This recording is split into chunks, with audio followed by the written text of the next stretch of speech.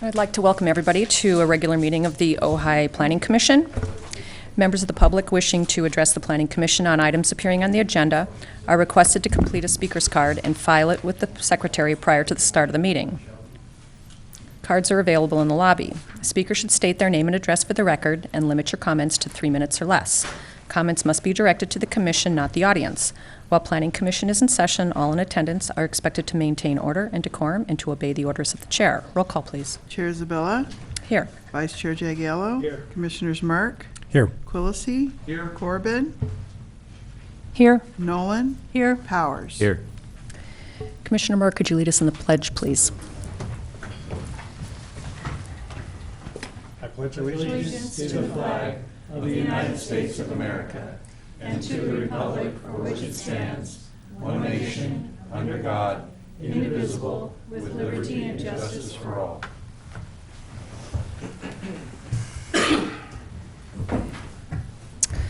Okay, I'll move on to public communications. This is the time set aside during Planning Commission meetings for members of the public to address the Planning Commission on items of city business other than scheduled agenda items.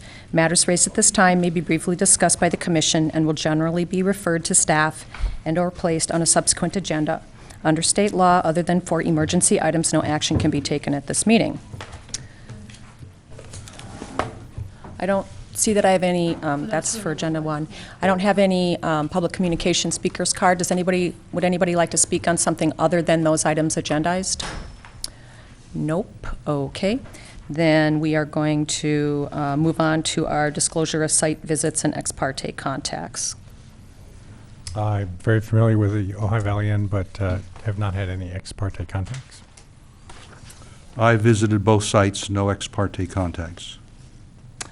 I visited Crestview when we discussed it previously, and I visited the inn today and met with Brian Skaggs and Alex Kim from the inn, who showed me and you the scope of the project. I've been to both sites and have no ex parte contact. And as Commissioner Corbin said, I did meet with Mr. Skaggs and Alex today at the site, and we went over the particulars. And of course, I've been to Crestview previously. Okay.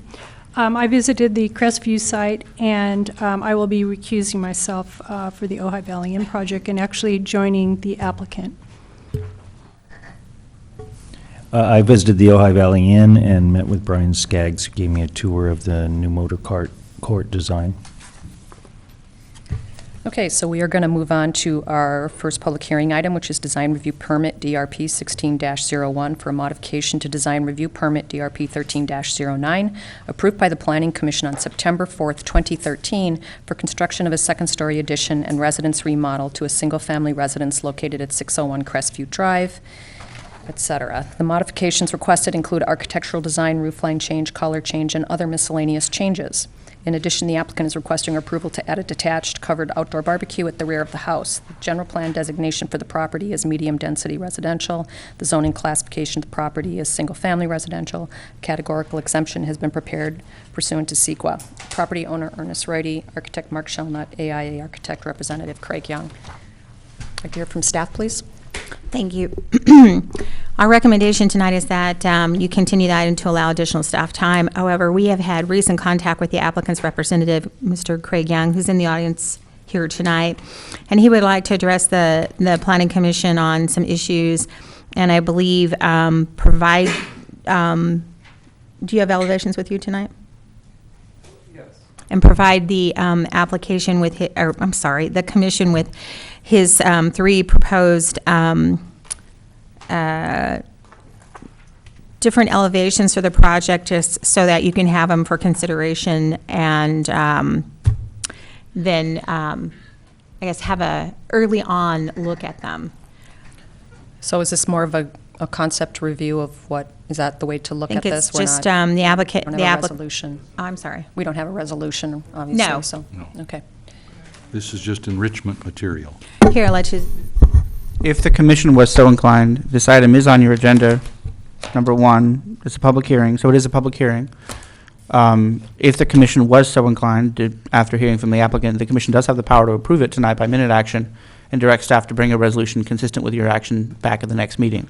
There's obviously no resolution in the packet, so you couldn't adopt a resolution tonight, and you couldn't wordsmith one tonight.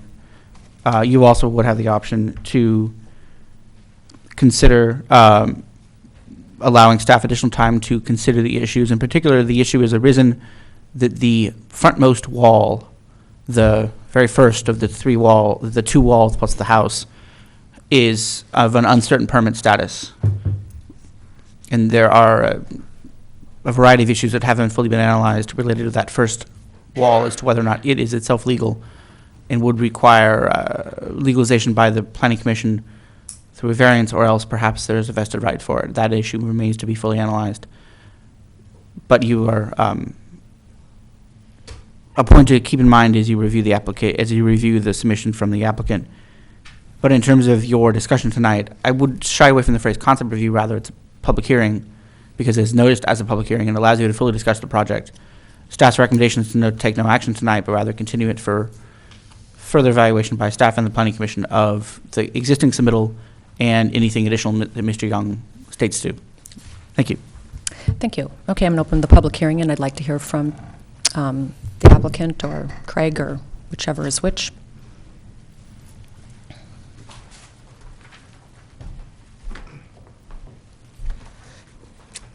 Good evening, Commissioners. My name is Craig Young, and I'm representing Mr. Roydy on his project. I'm not sure did they not get the package that I'd submitted? No, we didn't. The package wasn't complete and ready for staff to. Staff hadn't analyzed what you submitted, so our work wasn't done. So we didn't. If we don't have a complete staff report, we don't give them an incomplete package. Well, I have. You can go ahead and hand those out. You can give them to Sherry, and Sherry can disperse them. It's just a one set of what I've submitted of the 12. Okay. So They could pass it around if you. What would you like? Would a chair like that?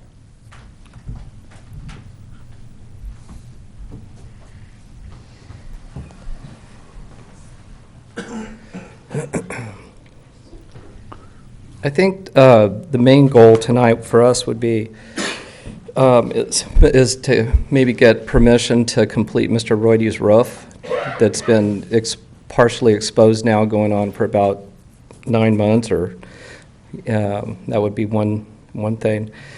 At none of the meetings have we ever discussed redoing the structural portions of the roof or anything like that. It was, so I don't know if that would be something that could be considered, that in the gutter system, just due to the fact that we're in the winter. That's a question, I think, for staff. Maybe Matt can answer that for us. I'm not sure we can do that partially. Do you want to comment on that, Mr. Summers? Happy to. If the Planning Commission is so inclined, you could act tonight to approve completion of the roof with the existing eyebrow structure, directing staff to bring a resolution back to your next meeting legalizing that. You could do so with a variety of conditions, perhaps to include the items that the commission would specify on the rest of the property, and the coloring, the walls, the wood fascia to soften the look of the stucco areas, and anything else that you would desire would be a valid option. Alternatively, you could take no action and continue it further to ensure time for both the commission and staff to review the submissions and evaluate the issues. So you're suggesting a quid pro quo for the roof? That would be an option before the commission. And you suggested the paint? What I else? think the tools you have in the toolbox to look at in terms of what can be done to soften the visual impact of the building built as built relative to what was proposed, which was of less aesthetic impact and thus more compatible with the neighborhood. The tools in the toolbox are a color change, adding wood to face perhaps that upper second-story balcony area, perhaps some of the sides, maybe adjusting the columns, as we talked about at the previous meeting on this project, to balance the stone columns next to the garage. Alternatively, you could look at, or in addition, adding greenery, ivy or a better plant, on the front, in front of the two walls to soften the look of the walls, all within tools in your toolbox. Okay, but it sort of seems like okay. I'll comment on the wisdom or lack thereof of that plan. Maybe we'll. Staff makes no recommendation as to whether that plan is the best strategy or not. It's merely an option. Yeah, okay. Do you want to go over did you say you have 3 things, Craig? And then we'll discuss as a whole, because this is just not, we can't review this No, here. I understand. I'm not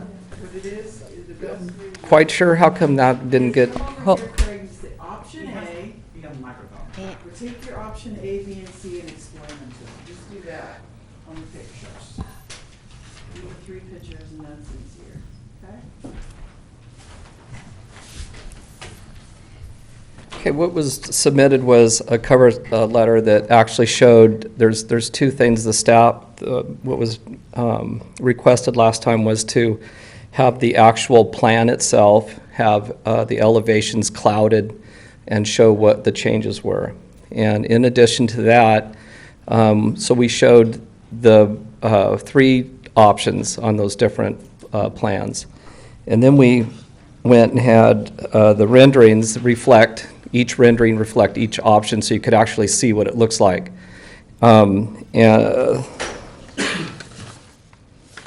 So the first option A was a wood cladding over the wall above the balcony that became in question at the last meeting, and rock work on the northern side of the building. The second, and then additional was a lot more landscaping, shown a fully grown landscaping with the green creeping fig over the front wall and some additional plantings over the 3-foot-high wall. The second option was the copper cladding that went over that same railing wall, and with that same rock work added to the 6-foot-high fence wall to try to create some balance on that side, along with the landscaping that is the same in every elevation. And then the last one was the wood cladding around the balcony wall, and then the rock work connecting to the house. So not only did it just, in other words, on I think this is on the northwest side, Sort of north, that yeah. wall that zigzags and attaches to the house, the entire wall is cladded with rock to match the side on the garage side. So, and then again, along with the same landscaping. So, would you guys like to pass these? I'll take that.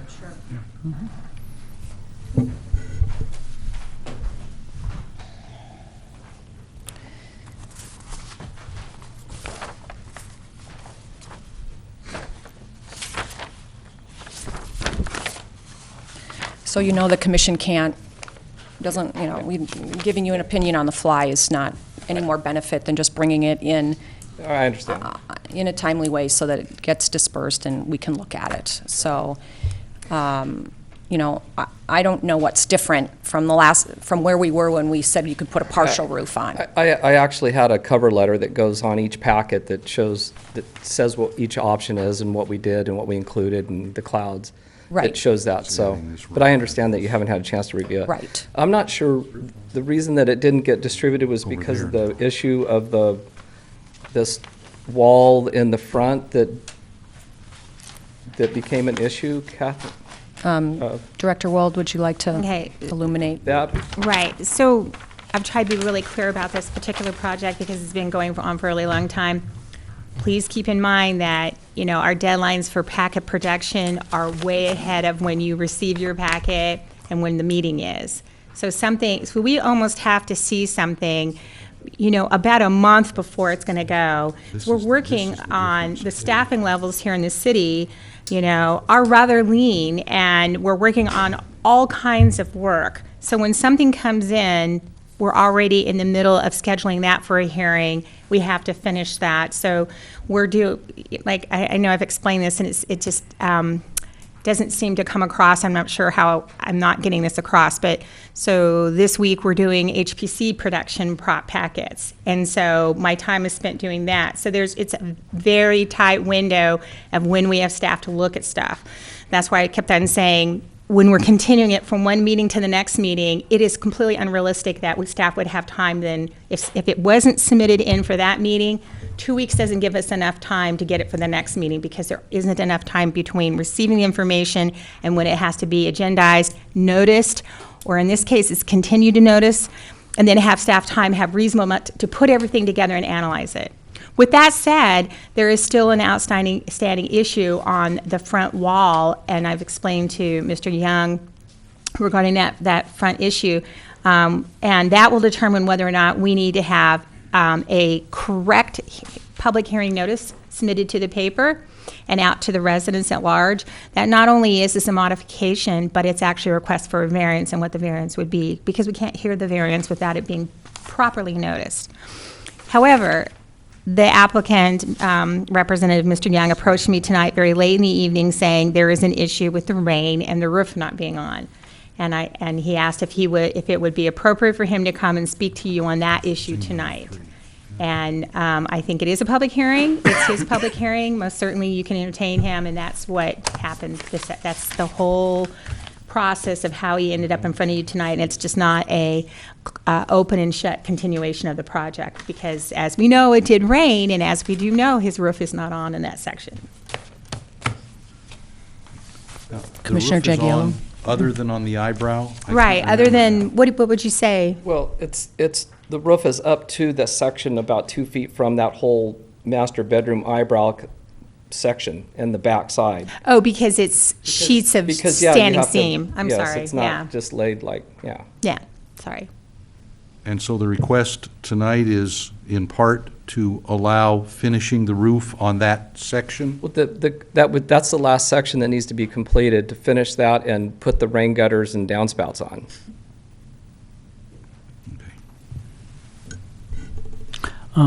I think this is pretty cut and dry. We approve the roof, and we continue the item. Well, I don't think it's cut and dried. I think it would be. Cut and dried. I think it would It'll be dried when he gets his no roof pun on. intended, but I mean, I think this is another gimme that the commission is being asked for when, you know, it's like all the pull is going this way, and we keep trying to get it back in a timely way to make a good decision to get it done. And it just, I don't think that's Craig's fault. I really don't. I mean, look at the drawings he proposed. The drawings are very close to what we asked him to do. Because the staff had some time inconvenience, it doesn't mean that Craig is being negligent in supplying what he needs. So I don't think that's appropriate for you to accuse him of that, number one. And number two, I think staff just drying got done. the roof wasn't a big issue for us. So to not let him do the roof and then continue the item, that's the best of both worlds. But to make Craig feel bad for that, what's his fault I'm in not that? trying to make Craig feel bad. Staff just got done saying that they didn't get the documentation in a timely manner. I didn't make that up. Let me No. make this very Say clear. that. This is standard operating procedure that I have done over the last 6 months. We cannot take something in and turn it right around to the meeting. I've said this over and over again. This isn't a case of there was some crisis or some thing that happened. This is standard operating processing. The state of California gives us 30 days to review an application. When he's submitting something in that's a modification, we still have 30 days to review that. We're doing these very timely, given the constraints that we're given as a community development department and what other cities do of our size with our staffing. There's not an emergency. It wasn't something that staff missed. It's standard operating processing time, and they're not coming in with enough time for us to do processing. It's as clear as that. We're very clear with people. People don't like our time frames, but we're very clear with what they are. Okay, so whether, Commissioner Nolan, did you want to add something? Yeah, I was just going to mention that, first of all, we don't have anything in our packet to look at. And passing out one set of plans is really hard to digest Totally. in a short period of time. Agreed. So I think and I understand, you know, he needs to get his roof on, but at the same time, without having the past information to look at again, I don't feel confident in making a decision this evening. So I think my question would be, if they were to come back, what's the timeline like, starting from today? So when would they have to have the complete packet in, and when would we potentially be able to look at it again? The complete packet is in. So, I think the question again, we have not had time to review the information that came in. I can't tell you whether it's complete or not. I can't tell you if it meets what you guys requested him to do. There's still an outstanding issue of whether or not the city attorney needs to make a ruling on whether or not the issue of the variance. I'm going to say it again. And other members of staff. I'm sorry, and other members of staff. Not just my decision. Correct. He will advise other members of staff. Is that better? Excuse me. I stand anyway, back to the point. It needs to be noticed. So he would have to submit for an application, pay the fees. Are you referring to the wall built in Yes. 63? Yes. Okay. So, again, I would be remiss if I gave you a time frame, because my performance is based on his performance, which is based on a couple of different things that are still being reviewed. For us to notice a public hearing, it has to go into the paper. So our noticing for the next hearing was on Tuesday. We've already missed it. And I think where I was, So the yeah. very soonest he could get would be December, and that would be dependent on all these factors throwing into alignment, and then maybe possibly the first meeting, maybe the second meeting.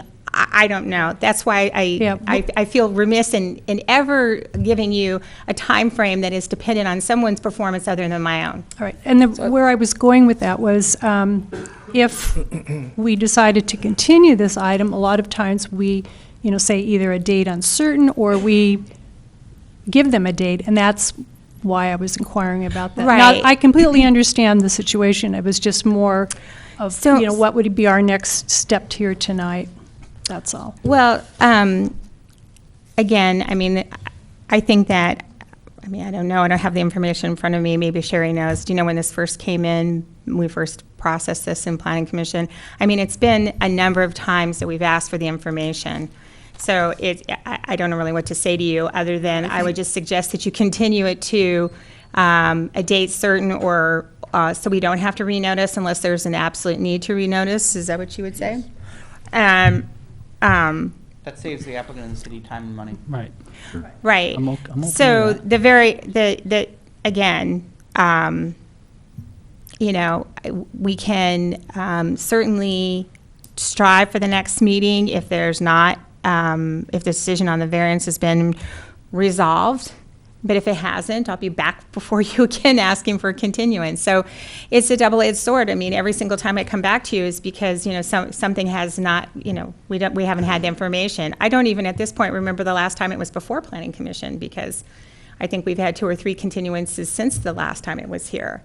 So we're just staff's trying to accommodate the applicant, and as I said, it was a very late in the afternoon conversation where he brought up the issue of being, he's got an issue of not wanting to have water leaks inside the house and damage and mold, and it's his right to come before you in the public hearing that's been noticed for him to have that conversation with you over that particular issue. I didn't mean for it to be more involved than that, but he is trying to provide you information, and I'm sorry for the confusion, but it did seem like it was timely for him to talk to you about the issue with the roof not being on. But because of the noticing issue, the earliest we could hear this officially as an agenda item, assuming the package is all in order, and that's yet to be determined, and assuming there's no need for a variance, and that's yet to be determined, the soonest we could take this up officially would be December 7th. No, if there's no variance required, then you can do the next meeting, continuing it from this meeting to the next meeting, continuing the noticing. New noticing is only required if you either continue it to a date uncertain, or a variance is required for that front wall. Okay. Okay. Was but- there not a permit on that wall? There was a 1963 building permit Yeah. that approved a retaining wall, but it had no plans or other description as to what wall was approved with that permit. The city staff does not have documentation to verify that the wall listed in that permit is indeed the wall at issue, but you or the property owners may have information on that there's a conversation that needs to be had in terms of there might be more information that the property owner has that can draw that connection. It's the only retaining wall in the property. That would be part of that information that staff would consider, but we haven't had that conversation yet. I just found out about this yesterday, so. Same, the building permits were given to me yesterday as well. This conversation is early and had, hence staff's recommendation to continue the item entirely. Well, I think in the bottom line is that in all the staff meetings, it's always been, the roof was approved, the roof color was approved, and it was never talked about, as far as I know, and you guys might speak up if anyone thinks different, but it was never to reshape, reframe, redo anything with that roof in the front of the house that we raised up, which is the only portion in question to finish the roof. In other words, the roof that was raised up, it didn't impede any height limits or anything else other than it wasn't on the original plan that was approved by the planning commission. Right, but that's the problem with the whole project, is many things were done not according to the plan. It's just one item.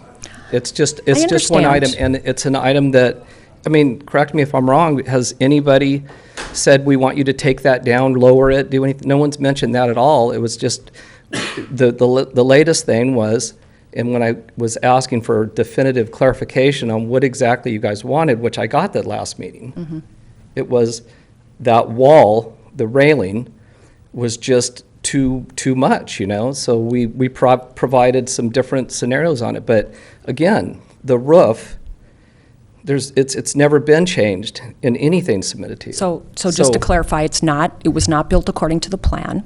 But I understand that the feedback that we've given you, because the commission's trying to work with you to resolve the issue, okay, the commission hasn't talked about that. So I understand your point that the feedback that we've given you as a way to sort of help you get to conclusion here has not included that roof line. So I hear your point.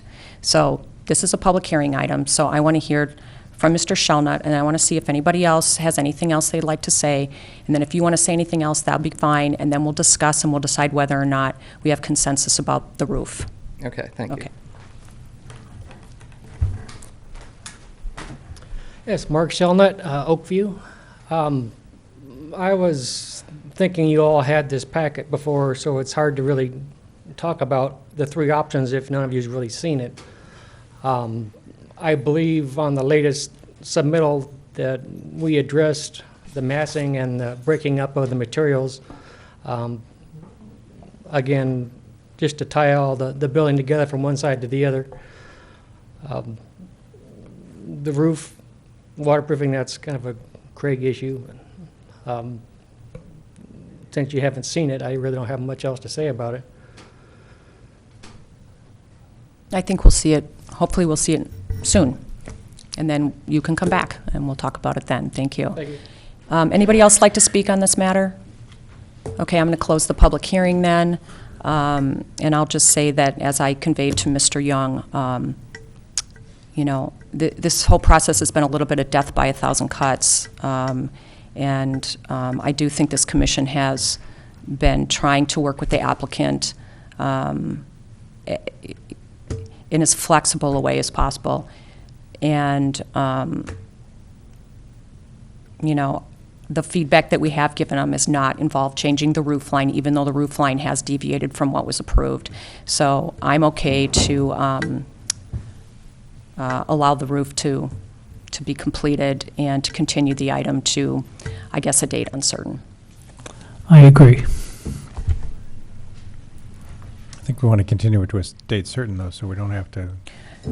Do we need to do it to a date certain? Okay. Yeah. So are we saying the 7th?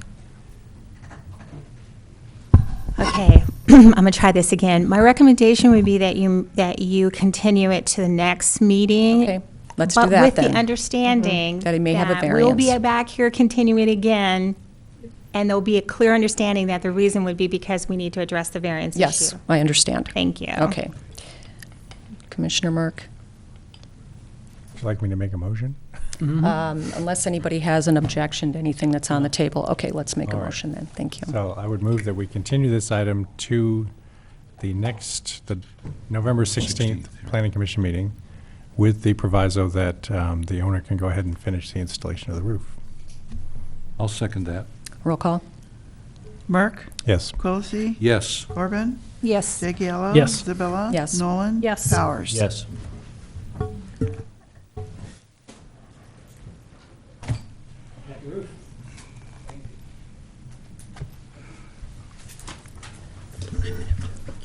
Okay. Before we move on to our next public hearing item, Commissioner Nolan's going to recuse herself.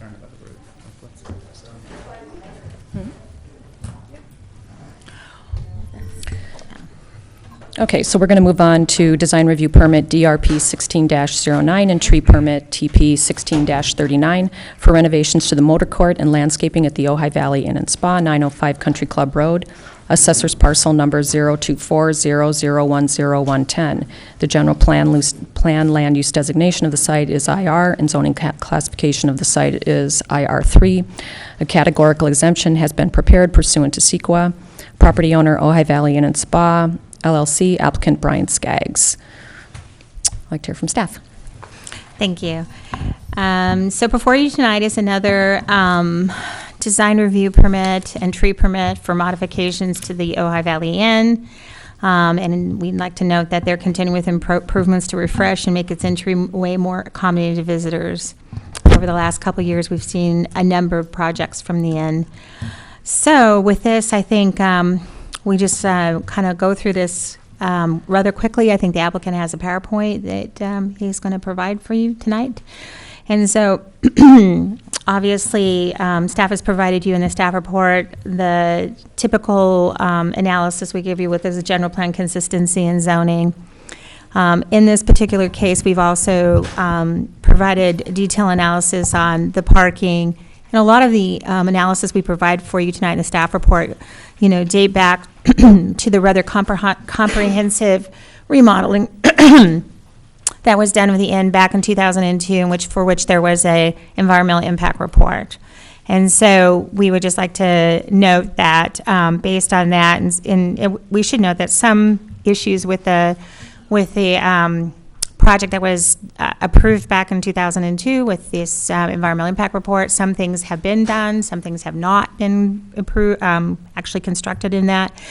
But overall, we would like to just note that that the parking ends up being fairly awash with, as the staff report indicates, with a certain number of spaces that the applicant is proposing tandem, or what we call stacked, which is part of the valet parking, as anyone knows, when you valet your parking, your car, they're often, one has to move for the other one to get out of the way or to back up. So that's because there's a bellhop and a valet there addressing your car needs. And so the section 10-2.1403D of the city's zoning zoning ordinance allows tandem parking with the approval of the planning commission. So your resolution contains that action in your resolution should you choose to approve this project and that aspect of the project. So we feel that this is complete compliance with both the general plan and the zoning ordinance, the way that the applicant has configured the parking, provided you make that finding in the resolution. Then the design review permit, the standard context, continuity, scale, and architectural design have all been provided for you. It's very, this design of the motor court, of course, is in keeping with the Ojai Valley Inn and Spa. And then we just note the other item of note is the setbacks. We provide a detailed analysis on that. And one of the things we would just like to point out is the issue of there are more than one actual legal parcel in what we consider the Ojai Valley Inn and Spa, and that the wall that they're proposing does traverse through what would be a front yard setback of one of the parcels. We have provided for you an analysis, and there's on pages 4 of 7 and 5 of 7, and the sections of code where we think that the zoning ordinance provides that setbacks can be established in other methodologies, and including, we believe that there's a long-standing situation of that road, that private road that comes in through the inn, traversing across those parcel lines, and in fact have provided notations on the FER and tentative map that indicate that how we think that the fact that this wall is in the front yard setback has been previously approved, and the inn can continue with that that setback as was established many years ago. And then finally, we note that the landscaping will be all compliant with the City of Ojai's landscape ordinance, including, the state-adopted modified water-efficient landscaping ordinance. And that, and I think the only other issue is the open space. We took the open space criteria out of the EIR that was submitted in 2002 and adopted. They indicated that before the projects that were approved in that 2002 project, there was 90% open space, and after construction there would be 87%. Regardless of the fact that there are a few things that weren't actually completed with that project, we still took the 87% open space and deducted this additional impervious surface for a 0.05 reduction, or it's still right around 87% open space, and very much compliant with the 75% minimum requirement. And other than that, we would just like to note that we did do a PAW for this project, and there was no further, the recommendation was no further additional survey or activities. We're not recommending monitoring. Staff's determination on this is that putting the condition in for discovery of remains and unanticipated discovery of artifacts, those two things that then give a protocol of how that's to be handled, are sufficient for cultural resources. And finally, we have our public art, and the applicant and I have met with the public art people, and we've begun that process, and he's certainly well aware and trying to meet those requirements, and has also submitted a tree permit due to the removal of a number of trees.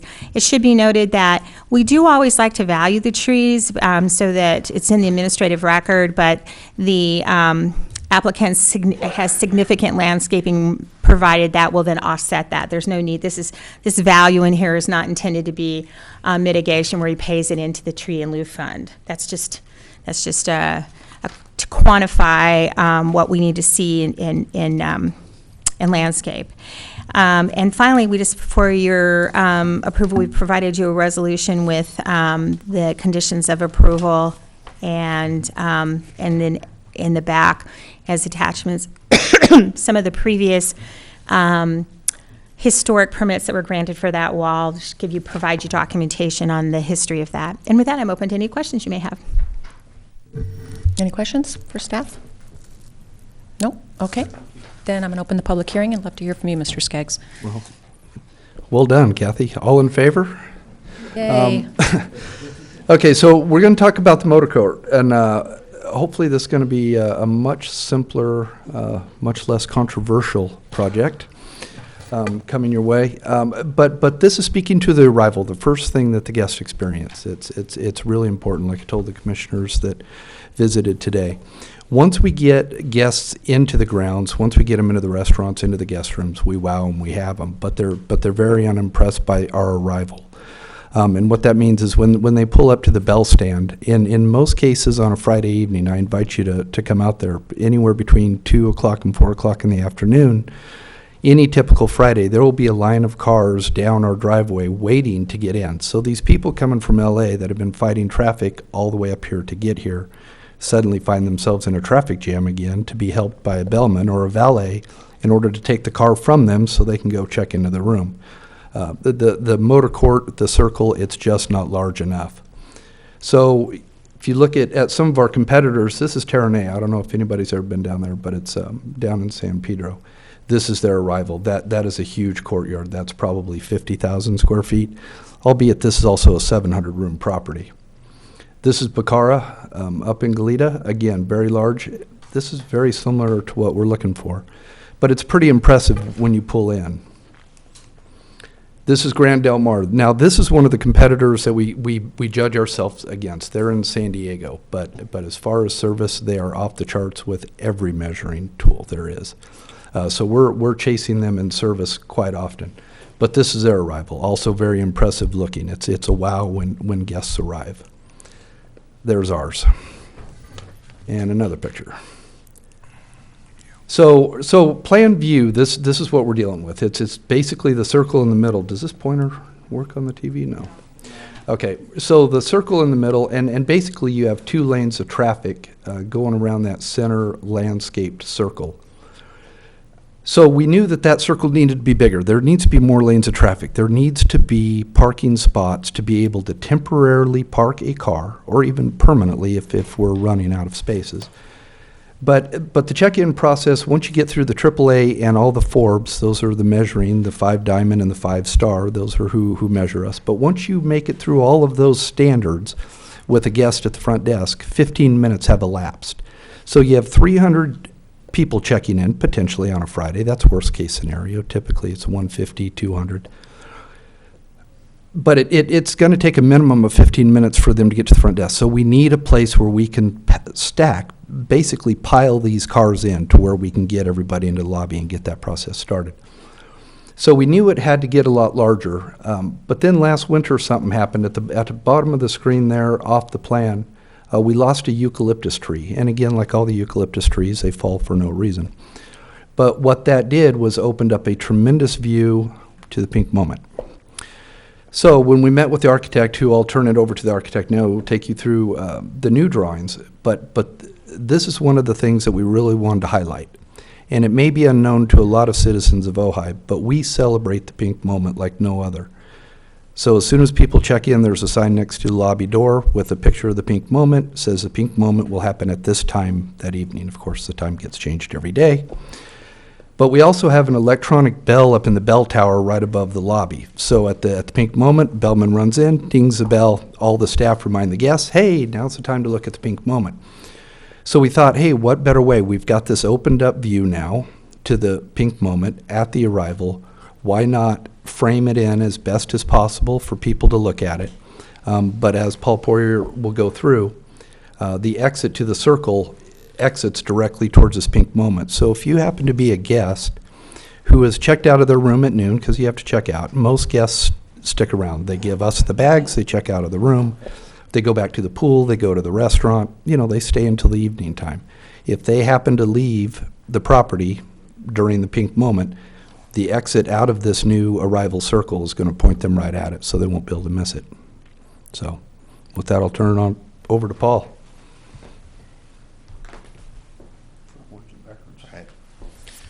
Yeah, so I'm Paul Poirier, the architect for this whole arrival procedure and architectural design. And we've been working with civil engineers to make sure that the big courtyard meets all of the current stormwater standards, working with Kathy Nolan to make sure all the landscaping is going to reduce the amount of water that we're using over here. Let me back up one slide to show you another problem that I saw with the project was when you pulled up, the view of the entry to the hotel is kind of blocked by the existing trellis. The trellis provides needed cover and shade for the valets that are out there working the cars, and if there's bad weather, for people to get their suitcases and fumble with that stuff and not just be standing out there in the rain, because it's a little bit of a walk to the front door.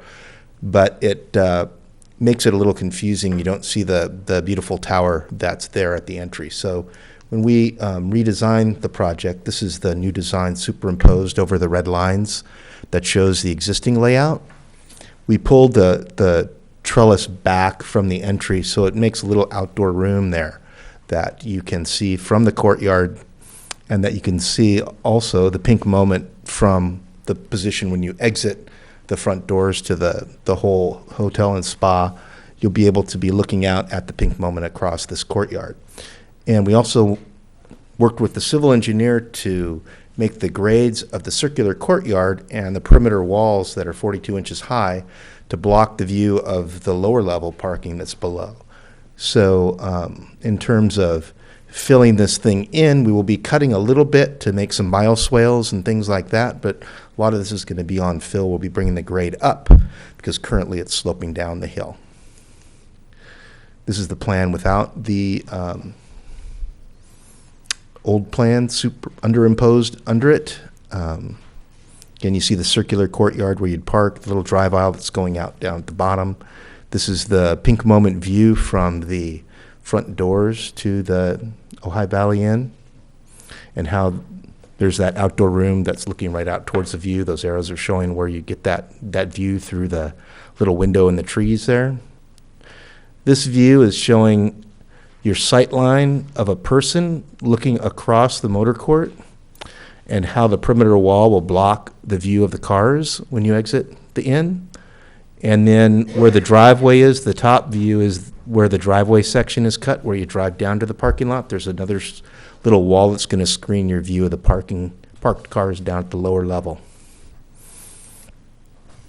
This is showing the little 313 square foot addition we're doing to the building to house where the people could check their bags in. If they're checking in early and they're going to pick their bags up later, usually there's a lot of mayhem happening out at the valet stands right now. We're kind of trying to consolidate it into the building element just to the right of the front doors of the hotel to simplify that whole transaction.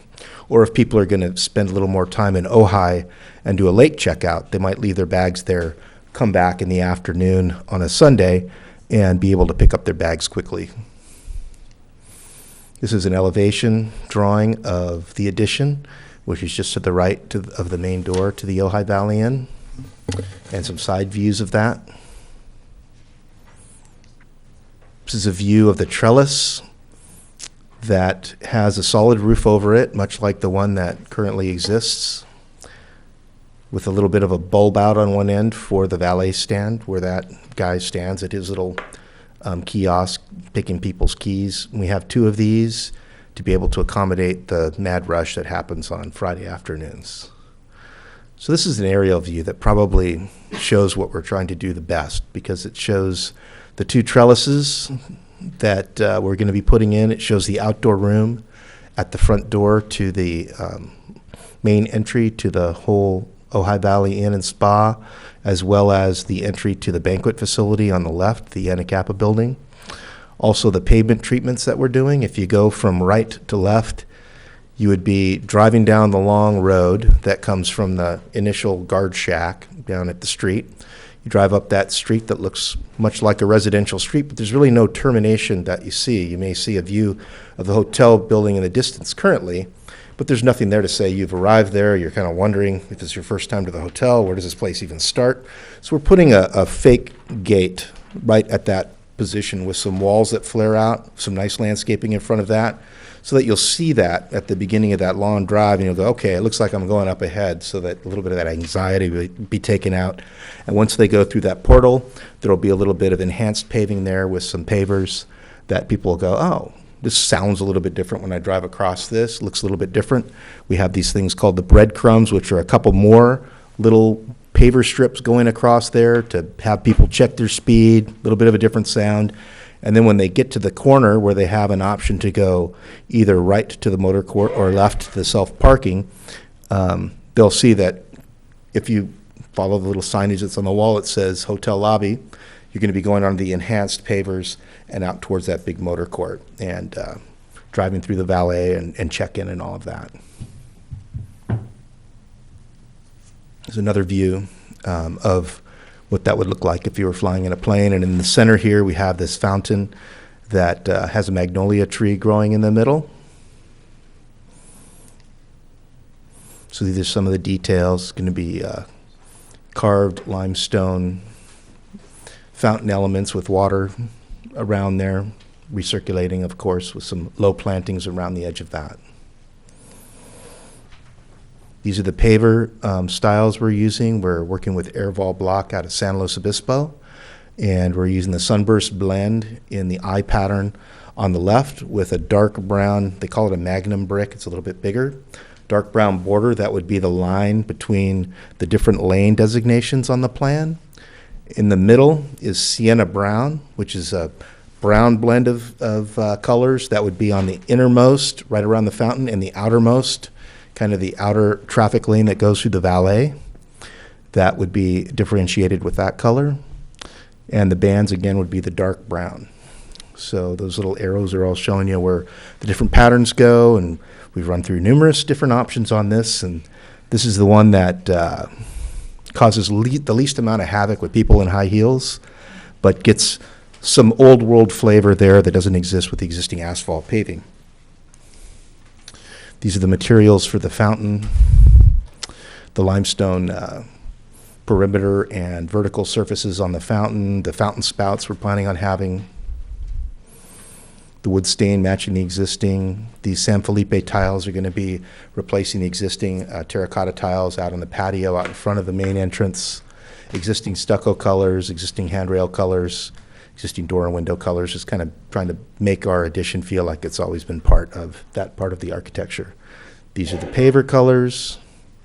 These are some computer simulations of what the baggage area would look like at the front door to the hotel, what looking underneath the trellis would be like, where the valet guys would work over on the left and cars pulling in through that with lighting, what the outdoor room at the main entrance would look like to create a nice little space that has a view towards us of the pink moment between the two trellises. Then we get to what it would look like on the drive aisle as you approach the circle from the main drive aisle. This is where you just get on to the pavers and you're headed out towards this circle and the magnolia tree and the fountain there on the left. A little pedestrian walkway with a San Felipe tile going across our pavers so that there's a bus turnout down on the lower lot there for big buses to pull into to drop people off. Another view of the trellis. A view if you're walking from the lower parking lot up along the side of the trellis towards the main door to the hotel, where I usually park, in the self-parking area, and walking up this direction. Did a couple sketches of what it would be like driving down the long driveway to the main gate. So on the left, upper left, that's driving down with the houses on the left, the long shot, and you're seeing this in the distance. Instead of just seeing a grassy knoll with a hotel in the distance, you're going to see something that looks like an organized gate, and you'll feel like you finally entered the property at that point. The next photo is seeing the breadcrumbs, we're calling them, the thin strips of pavement that are going across the road there as a hint of what's to come. And then this bottom right picture is when you get to the fork in the road, you can go left to the self-parking or right to the hotel lobby. There's a little signage that'll be painted on the wall to the left to direct you one direction or the other, as they currently have. So we are extending the wall on the left out a little bit. We're putting a wall on the right-hand side of the driveway to shield the valet parking lot, because we don't want people to think that they can self-park in the valet parking lot. So we have a little bit higher wall, and Kathy Nolan will talk about the landscaping, how we're also using a wall plus heightened landscaping poking up above the wall to kind of break that up and kind of wedding cake that back as a way of creating that barrier.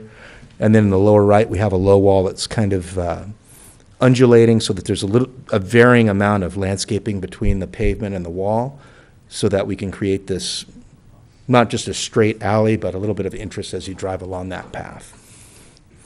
This is an elevation of the existing wall on the top, where that line goes up. Everything to the right is existing, and everything on the left of that line by that cypress tree is new. And that's kind of showing the gate posts on the left as they flare out. And on the right, all of that wall, on the bottom, all of that wall is new on the opposite side of the road. So I'll turn this over to Kathy, and she can talk about the landscaping. And I'm here if you have any questions. Do you want to wait 2 seconds? I think Sure. Commissioner Jagiello has a question.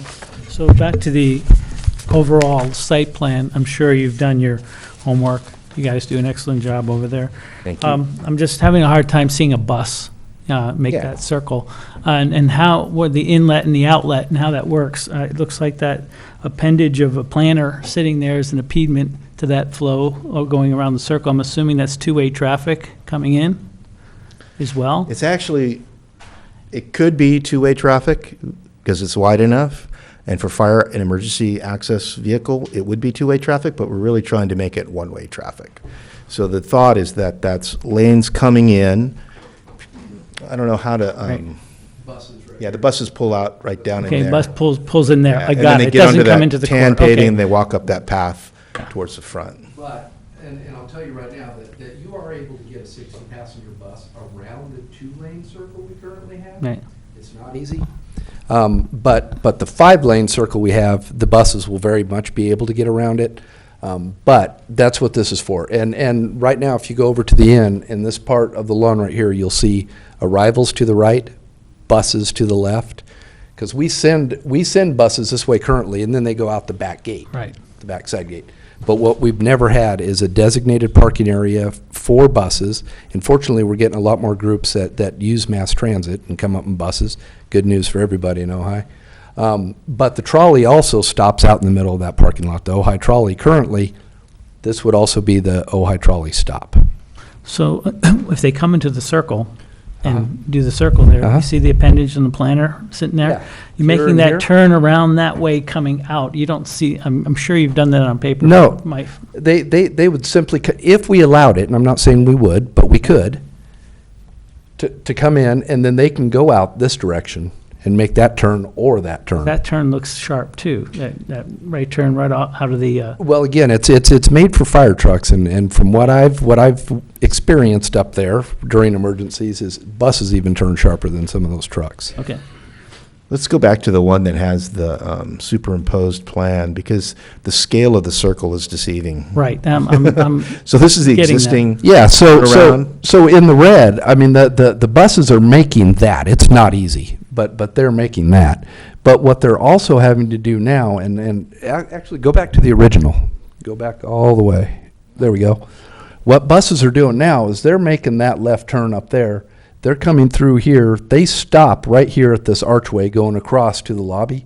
The big buses stop right here, and the problem that they have from this point is making it around that jog to be able to come out our back gate. If you go to the superimposed, you can see that all of that's been corrected. So now, instead of zigzagging through the parking lot, which I'm sure most of you that have come to the end to golf for the day or spa for the day or head to the south part of the property, you literally have to zigzag right now through the parking lot. It will be a straight shot when we're done from here through this little parking aisle. You will have to make a left-hand turn to get into the parking spots. It'll be more like a road all the way to the far end of the property versus coming through a parking lot. Okay. I'm still wondering about that purpose of the appendage there, that planner. What was the thought architecturally to put that there? Just put some The- trees, put some trees there, basically. Trees? Yeah, it didn't show any trees on the plan, so I was just wondering. We'll make sure That we to me, make that to that me seems radius like it work out. it just impedes the whole flow of the court. Well, quite honestly, the original design intent, like I told the three commissioners that visited today, the original design intent was to make this a single lane in and a single lane out. We met with the fire department. They chose, 2 lanes in and 2 lanes out, and their prerogative, that's fine, we'll put 2 lanes. But very much trying to keep traffic out of that circle. And I can't tell you how many, and it's locals, and I'm a local, born and raised here, so I don't mind saying it. But currently, they come through, and instead of zigzagging through a parking lot, they go the opposite way around our circle because they're in a hurry to get to the golf shop. We would just as soon keep, if people want to go to the golf shop, if they want to go to the spa, fine, take this easy road. Unless you're a guest checking in, we would just as soon keep everything, including buses, and we certainly don't want fire trucks to have to be in the front circle. That's a bad day for most people. Okay, I'm still not hearing about the appendage, I'm sorry. What's the whole point of that? Just tell me. The appendage is to block, look, these are parking spaces, and they're striped. On this drawing, they're striped as parking spaces. As it will be, those parking spaces are not going to be striped. Okay. This counts as parking, and in the drawings I showed you earlier, they do park diagonally cars as they arrive around that circle. That's what we do with them. Okay, I see. So it's all parking around the perimeter. It's parking, Okay. parking all the way around the perimeter. I didn't see that. Most of the drawings don't. It's a indicate little that. bit of a flexible design, so that, say on a Friday evening, both valet trellises would be serving as valets. So if the first trellis is full with 3 cars unloading, they could bypass that trellis and go to the second trellis, or there'd be some valets working the other trellis. And so we'd have 6 active cars. And then if people wanted to even pull in the lane outside of the trellis, they could get service there. So there could be 10 cars all unpacking all at the same time, with the ability of cars still to be able to have enough room to go around the circle and get to the pro shop if they happen to go that way. Also, later in the day, say it was a Tuesday morning and not that many people were checking in, there might be cars parked at the other trellis and we'd only use one of the valet trellises. Say a Ferrari convention comes in and we have 10 nice Ferraris that might pull in. We might park those all under the trellis that's not in demand at that time and around that circle if they were all valet parked. So basically what you're saying is the two inner circles are wide enough for most vehicles to That's turn right. around. That's Okay, right. thank you.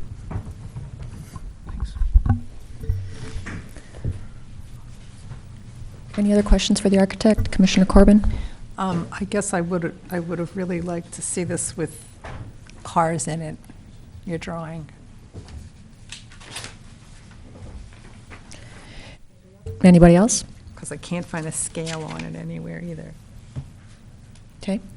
I'm sure it'll be nice. It There's just a would- full-size set of plans there that are to scale that I see right on the table. Right. Yeah. Okay, I think, When the cars come in, they pull into these parking spaces, so that's how you get That's them. all the parking in the circle is for valet parking. And if you wanted to self-park, you would go back down to the But lower when you lot. come to check in, You would pull into the just trellis pull into and, one of those spaces. no, you'd pull into the valet parking. Will the valets be the only persons moving cars into the spaces around the edges? Will there be Yeah. staging?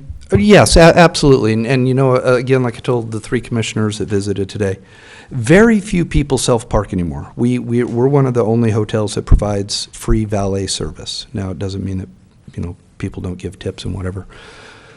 But once somebody arrives, even if they want to self-park, they arrive, Bellman take custody of the car. They do it now. They'll do it then. They'll take custody of it to make sure that if the event arises that they need to move that car for whatever reason. Mind you, the guest is going to be away from that car for at least 15 minutes. It's sitting right in front of the hotel.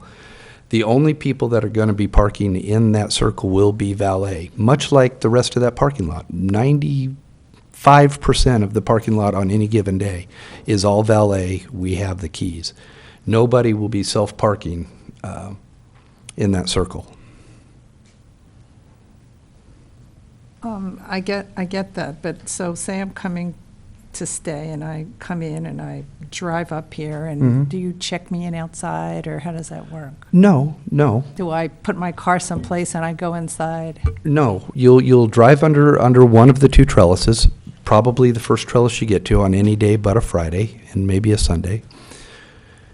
You'll pull in there, valet will take your keys, they'll label the car, they will escort you into the lobby, introduce you to the front desk agent, and that's when the check-in begins. At that point, depending on where that guest is going to be roomed, a lot of people like us to valet their car at the furthest lot. Regardless, we've got the keys, we've got the car. If we need to move the car, that's when it'll be moved in one of what we would like to be temporary parking spaces around this circle. Now, as occupancy rises, obviously this is part of our parking plan. There will be cars that will be parked up there permanently throughout the stay of whatever guest it may happen to be. Regardless, we will be moving the cars. Does that answer it? Okay. any other questions for Brian? Okay, then I guess if you'd like to have Kathy come up. Yeah, we'll let Commissioner. Kathy speak about that.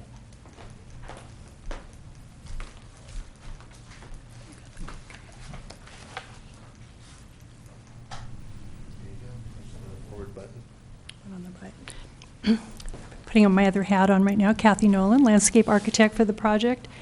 And let me click to the first sheet. Of course, this looks a little boring here, but this sheet here actually has the tree remediation chart on it and the mitigation value for the trees that will be removed. And we will be replacing those in value with trees that we're actually using on the site. So that's all displayed for you right there. This is also showing what's going to be remaining in the landscape on the project, what's going to be modified and what's going to be removed.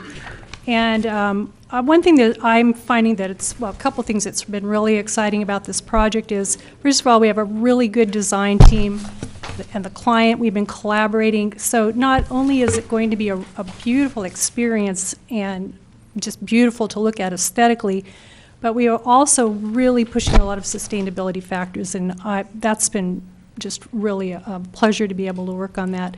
So as far as the planting goes here and what's to be moved or modified, I'd like to point out that although we are taking some trees out, which are, oh, well, that's right, we don't have a pointer, but if you go up in the upper right-hand corner of the drawing, you can see some X's over some marks. That's pretty much the bulk of where the tree removal is.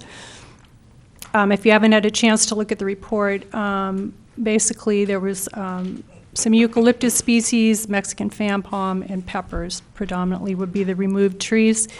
But what we are doing is we're going to be transplanting a lot of trees that are already existing on the site and reusing them in the project.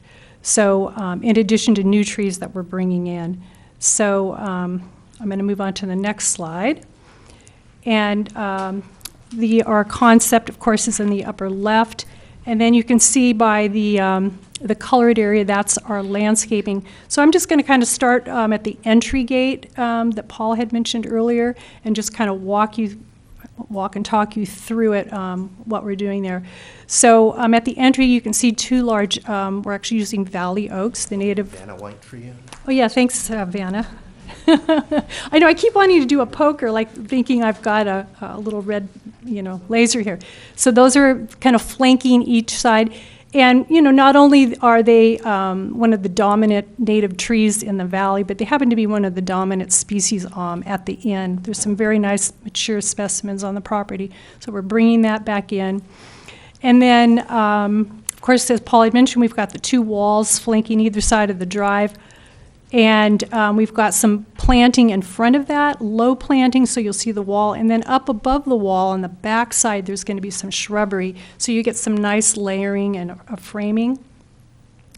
And then right after you go through the entry on the upper side, we have the kind of an overflow valet parking area.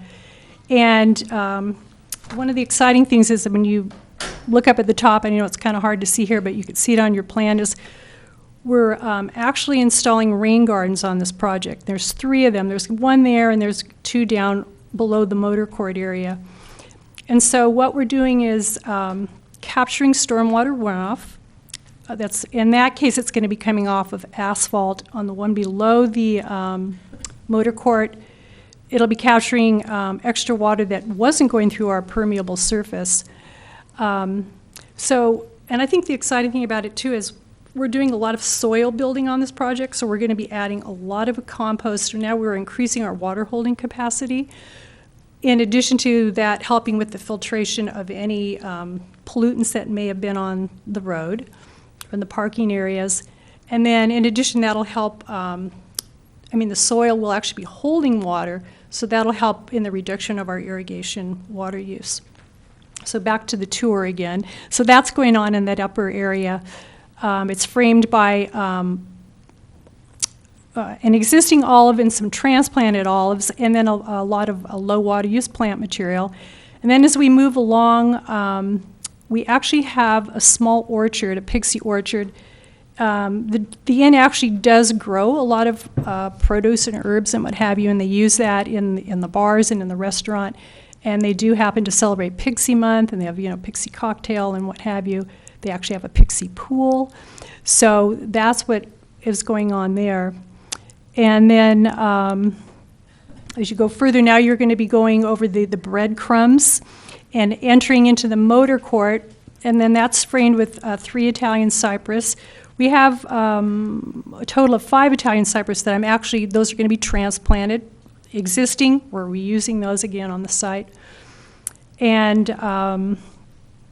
anyway, I'm trying to think, well, let's see, where am I at there? Okay, so, yeah, there's the cypress, and then you're going to be going through kind of an alley of some more olives with some understory planting into the courtyard. And we have the fountain in the center of the courtyard, and as Paul mentioned, we actually have a large magnolia that we're planting in there.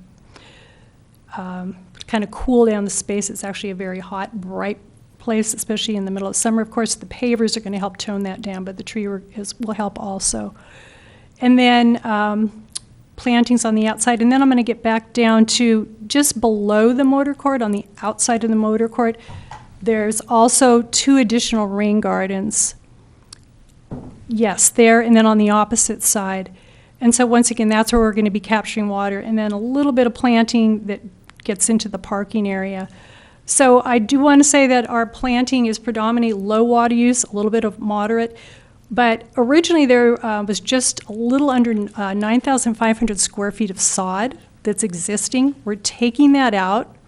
We are adding back a little over 400 square feet in 4 separate room areas where they actually allow pets or dogs. So we're using a moderate water use sod or turf. It's kikuyu.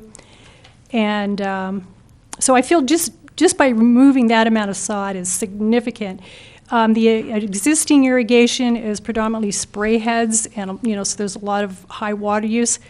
Our irrigation is going to be all drip, subsurface drip, and bubblers below grade.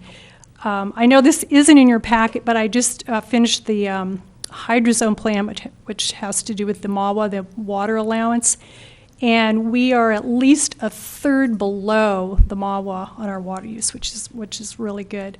So let me see. I'm going to move. That's just the plant list of all the plant material, in case you wanted to look at that. And then this is just kind of a blow up of the entrance and showing you some of the plant palette. There's also an existing wall on the bottom side of the entry drive, and there's some existing cutouts in there, and you'll see some little circles in the driveway. The pots are not going to be in the driveway, but I just had to show them there because of the scale. And we're going to be putting in terracotta pots and planting those. But that's the general palette. And then here's the motor court general palette. So it shows the trees, of course, some of the lower plantings, and then plants that are going to be in the bioswale on the bottom side.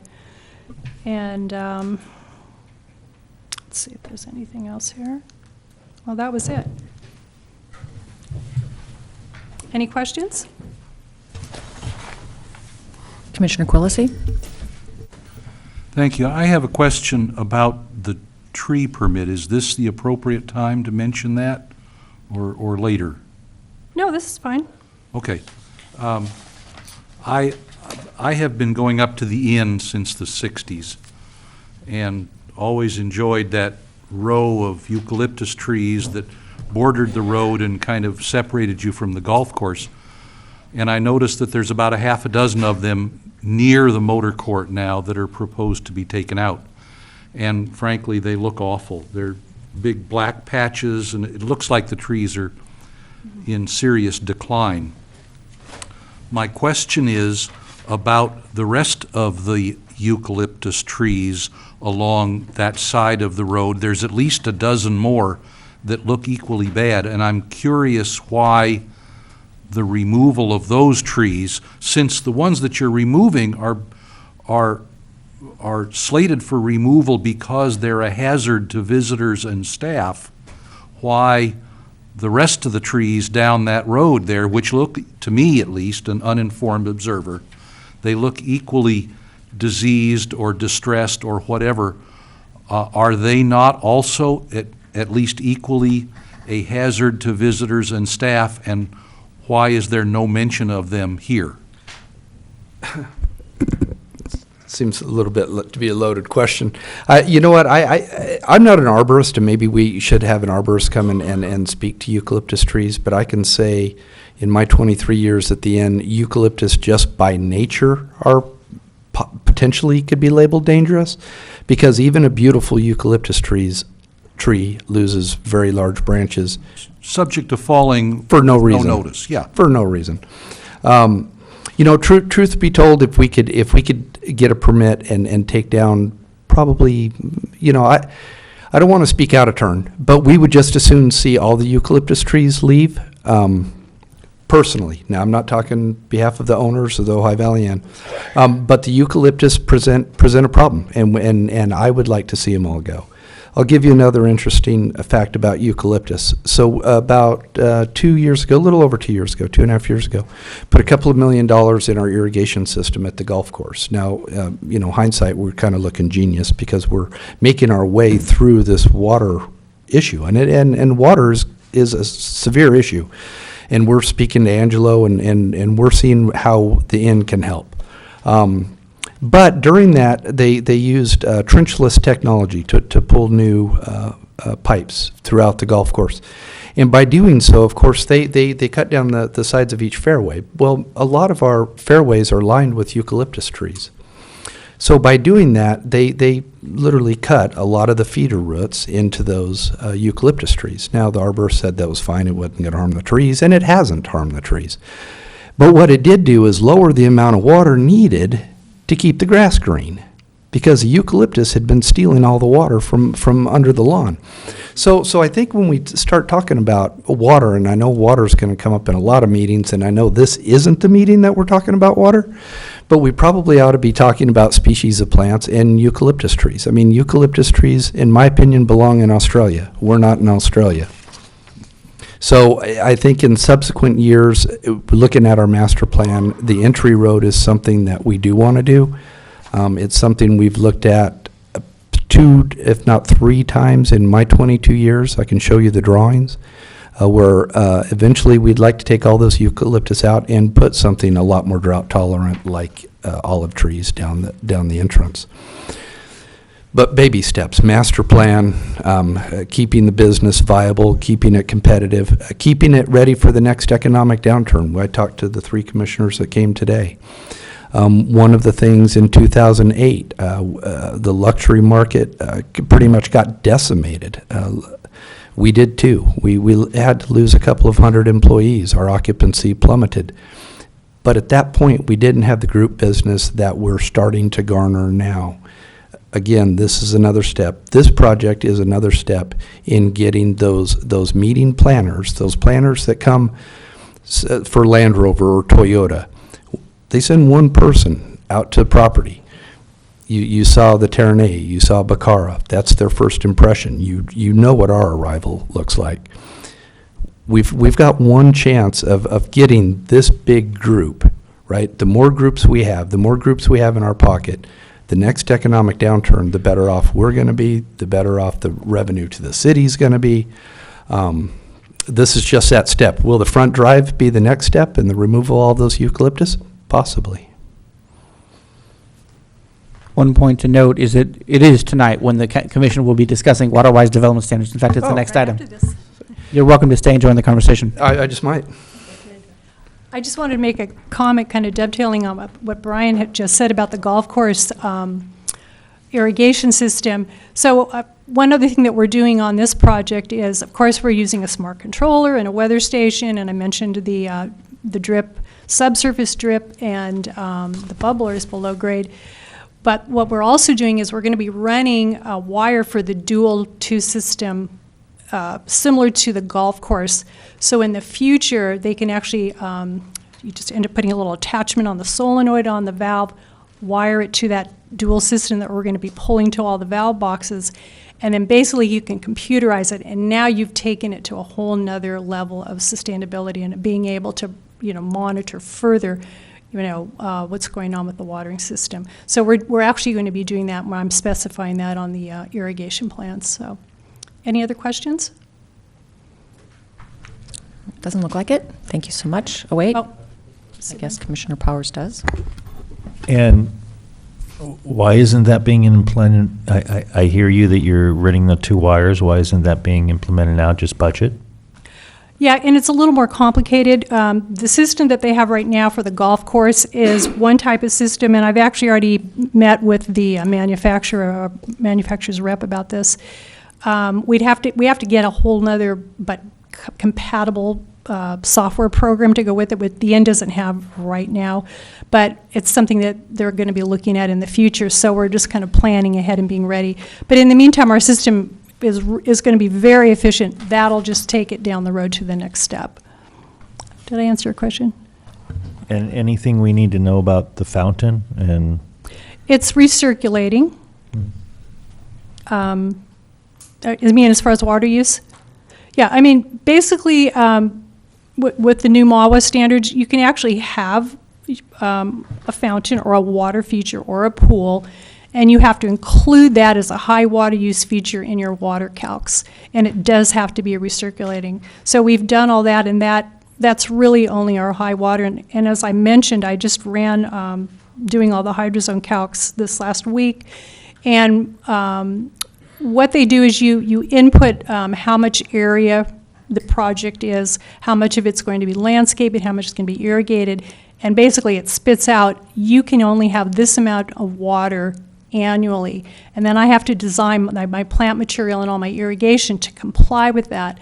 And so I came in between a third and a half below that, considering everything that we've done. So I'm feeling pretty good about that. I mean, it does give you a little leeway, but it's just showing how efficient you can actually be and come up with a really beautiful and aesthetically pleasing yeah, thank you. That clarified what you were saying earlier. I think also the design with a tree in the center, we've probably reduced the total capacity of water that the fountain would hold, rather than having like a big goblet thing in the middle, spilling water into other things and running down into this final donut. We just left the donut and just had little spouts that are trickling water down to make a little bit of sound there in that patio. So not a lot of splash, and probably just having the extra shade too, it'll cut down on evaporation.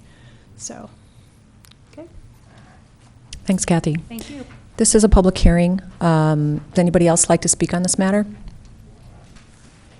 Okay, are there any other questions for the applicant? Oh, come forward. I did fill one out, but I didn't give it.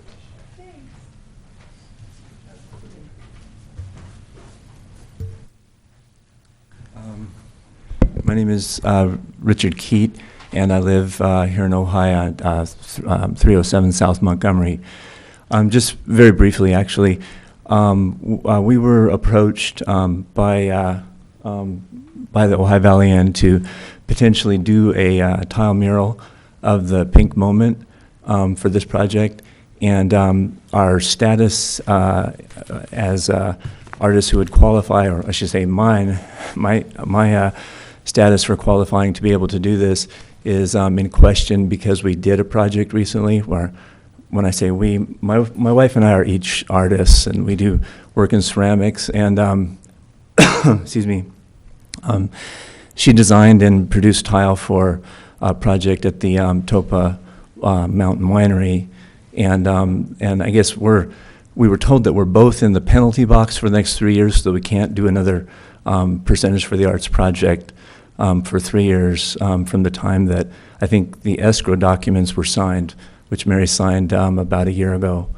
Or not, no, actually, it was months after the project was finished, but that's what we're being told anyway. So, but I just wanted to maybe ask the city attorney if if maybe you could look into that, to our legal my legal status as being able to design and produce a mural for the inn.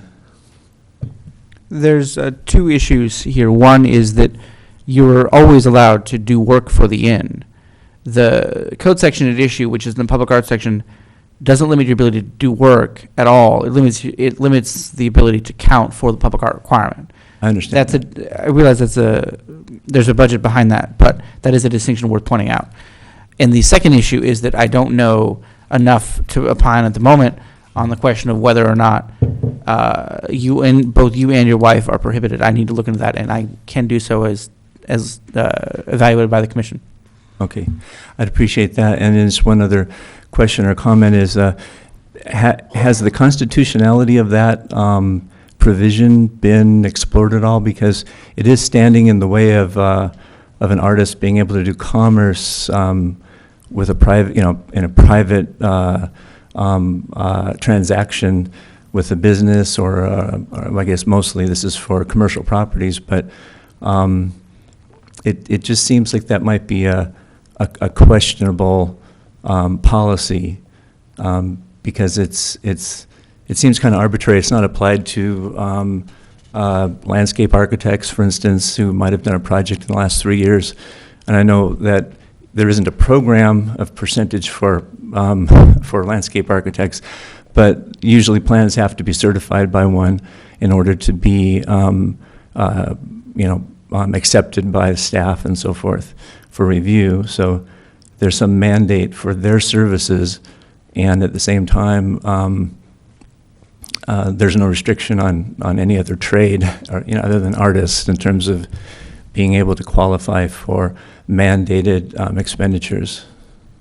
As I noted, I can't really opine right now on the issues you've raised. All will be evaluated, but I also do point back to the basic point that the prohibition, if it applies to you, it doesn't prohibit you from contracting with the inn. Right. It only affects whether or not it counts as the public art program. But like I said, I really can't opine right now. Mm-hmm. We'll look into the issue, though. I appreciate it. Thanks. Just a second, Kathy. Okay. Sorry, one more thing that escaped me, and Paul just went to it. So about this public art. So I haven't gone to CAPA yet, and will, but I'm still working with ownership on just what this money will be spent on. This rendering shows that on that east wall of that new bell stand, like I said earlier, we have a sign. We have a little painted sign that says what time the pink moment is. So the initial thought, again, has not gotten approval, but the initial thought is to do a nice tiled mural of the pink moment on that wall. So those guests that do miss it at least have a better rendering than what we have to offer on this little metal sign, to give them an idea of what they would be missing or what they'll be able to see. So it's just a thought. Okay, thank you. Okay, last call for And I just wanted comments. to make a comment about the art, just so that you know, we've met with the head of the CAPA for the art, and that provision was brought up by her. We don't, so it's part of their processing they go through. So, and I did make the city attorney aware at the time when we met with Brian about the issue with, because it was brought up at the time we had our first meeting with him. And I would just say that he was indicated to me that he would look into it. But again, it's not anything that you would take. My responsibilities for the art is, and your responsibilities via my responsibilities would be for the siting and the location of the art. And as Brian has indicated, his proposal is to be flush, and it's not, it's nothing that would impede any kind of circulation or aesthetics to this project, or we would have it before you tonight. Okay, thank you. Okay, I'm going to close the public hearing and bring it back to the commission. Anybody like to share their thoughts before I entertain a motion? Well, I would like to point out I've been on the Public Art Committee for quite a while, and this is the first I've heard of this prohibition. And I know several instances where we've had the same artist doing several different public art commissions at the same time. So I'll look into the history of that, but I don't understand why we have that provision in there. Okay. Anything else about the project, Commissioner Merck? It looks fabulous. I'm really looking forward to it. Okay. If anything, the one thing I saw in there that, I mean, I don't have any objections to it, but that fountain that you guys showed of the place down in San Diego, I was like, we need something like that here. Well, we're kind of low key. I think we think a little bit less is more. Yeah. So it will be a nice, if I can find it. I'm sure it'll be beautiful. Yeah. There we go. Yeah. Be a nice kind of a classic classic look. And in fact, this was taken after a larger scale in size, in width or circumference, not quite as tall, because it doesn't have as many levels of water. But this is pretty much after the Casa LR, the private residence we have on the property. Yeah. Kind of after that. And I will say that the limestone chosen for this comes right out of the Ojai quarry, so that'll be something we'll be able to talk about at the end. Cool, thank you. Commissioner Quillisi, any comments? Corbin? Commissioner Corbin, Jagiello?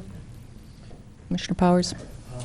Yeah, I just want to mention something that I did during the tour Mr. Skaggs gave me today, just so it goes on record. And I was mentioning to you the existence of asphalt that was permeable, as long as that there was pavers, and that I had forwarded some information to Chairwoman Zabilla about that as well, about permeable asphalt. And so I'm just requesting maybe check that out, and just to see if it fits in budget. Maybe that's a material you can use to even get more of the water sunk in the actual parking area. Absolutely happy to look into it. Yeah, and I want to commend you on the design and the landscape, and it's a really wonderful example for the whole valley. So it's fantastic. Thank you. Thank you. Excellent job, excellent submissions, very complete, very easy to visualize what you're going to do, and I kind of miss the lack of controversy. I miss the controversy. Let's see if I could stir some up real quick. Okay, but there's a straight shot to the spa now, so I'm good with that. Is the water chlorinated in the fountain? How is that being filtered? You know what? It will be. There will be a little bit of chlorine. It'll have a little chlorine feeder. It'll also have conditioner, and conditioner prevents chlorine from evaporating. Chlorine evaporates faster than water. Mm-hmm. So in order to not have to over-chlorinate, we'll use conditioner. Give it a little sunscreen, much like swimming pools. We got to be careful because kids like playing in fountains, so we like to keep the water clean. So I'll entertain a motion. Thank you. I move that we approve design review permit 16-09 and tree permit 16-39, including the findings and conditions recommended by staff, and including CEQA findings determining the project to be categorically exempt from review under CEQA. I'll second. Roll call? Merck? Yes. Quillisi? Yes. Corbin? Yes. Jagiello? Yes. Zabilla? Yes. Powers? Yes. Congratulations. Perfect. Thank you all. Thank you.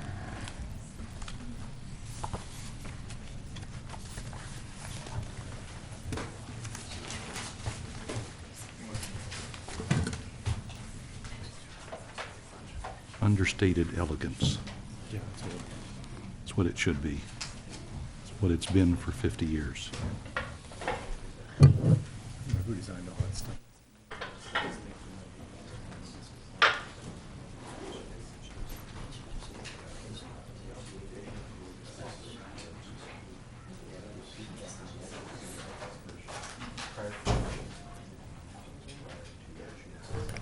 Okay, we're going to move on to our discussion item now, which is the development of a water-wise ordinance. So I hope everybody had a chance to review their staff report, and one of the main document that was in there was the staff report that was submitted to City Council on October 11th for their review. So I'm going to suggest that we kind of think about this in terms of putting in place broad strokes, see what, if we have any agreement on broad strokes, and then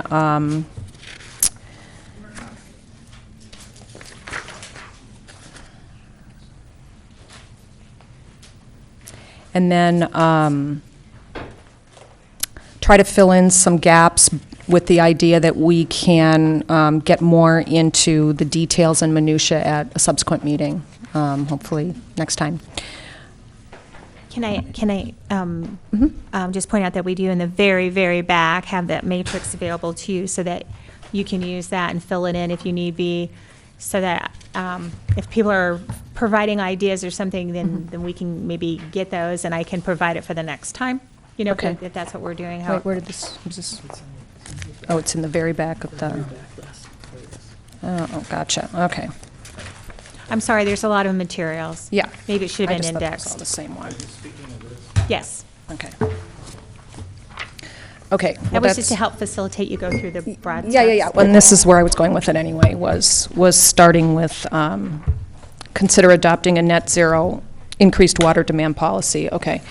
For new and modified development, raising the issue of how to allow for new development or change in use where there is an increase in water usage. Oh. Okay. So, does everybody understand what a net zero increased water program is? Mr. Summers? Perhaps for the benefit of those commissioners who might have had a question or two, and for the public, perhaps, and particularly those watching at home, maybe I'll take a moment or two and give a little overview of what Sure. we're thinking of on this item. The idea behind this would be to adopt a policy to be built into the zoning code upon consideration by the commission and approval by the council that would require either all or limited policy choice, commercial, residential, or other policy choice, development or modifications, policy choice, to not have a net increase in water usage. So the classic example is if you have a straight piece of land and you want to build a 4-unit business building with a doctor's office, a salon, hair salon, a pet grooming place, and a lawyer's office. The pet grooming and the salon will have high water usage. You'd have to show that through some other methods, you will do projects that would reduce the water demand from that building back to zero, back to below the existing water demand. Or if you had a modification, if you applied it to single-family houses, if you wanted to add a bedroom, which would presumably add water demand because you're adding an additional resident, if you wanted to do that, you would have to do something else on the property that would reduce the water demand back to below, at or below the current existing level of the demand. In the house example, the classic would be reduce some turf. Most residential buildings, the residential properties, the highest level of water demand derives from the turf. So if you replace turf or a portion of turf, it would offset the demand from adding a bedroom and adding a bathroom or expanding a kitchen. There's a couple of ways to do it, and again, these are all options for both you and the council to consider. Points to keep in mind are you can require on-site mitigation, you can allow on-site mitigation, and also allow payment into an in-lieu fund to fund other projects. That would be equivalent to the tree mitigation fund payments, where you pay, if you're going to cut X trees and you can't put them on site, you pay into a fund. The benefit to that approach is that it allows aggregation of little projects, funds to fund a bigger project. The question then becomes, where would you allow the offset projects to be built, just in the city, or both in the city and in the Ojai Valley Aquifer, or the Ojai Valley Groundwater Basin managed by OBGMA, Ojai Basin Groundwater Management Agency. And the other question is, how much detail do you want? Do you want the detail varying? And some of that is a straight admin question for staff. But for example, if the city was to apply the standard to houses, do you require a civil engineer or a hydrologist to run the math? Or would you accept more back-of-the-envelope math? Or would you only require a hydrologist or an engineer on a large commercial project, but allow a more estimate-based approach for residential projects? Or perhaps residential projects are excluded and you're only focusing on commercial projects. So that's an overview and some of the choices to consider. Okay, thank you. Okay, so I'm going to suggest we just concentrate on one of these things at a time. Otherwise, we're just going to get in the weeds. I'd like to just elucidate what Mr. Summer said, just for our reading to point to it on Attachment A, Appendix D. It's page 60 of 62. It goes over the terminology and speaks about net zero water and the different variances in definition. And it goes through page 60 to 63 of Attachment A. And I think it may not be part of the discussion now. This is part of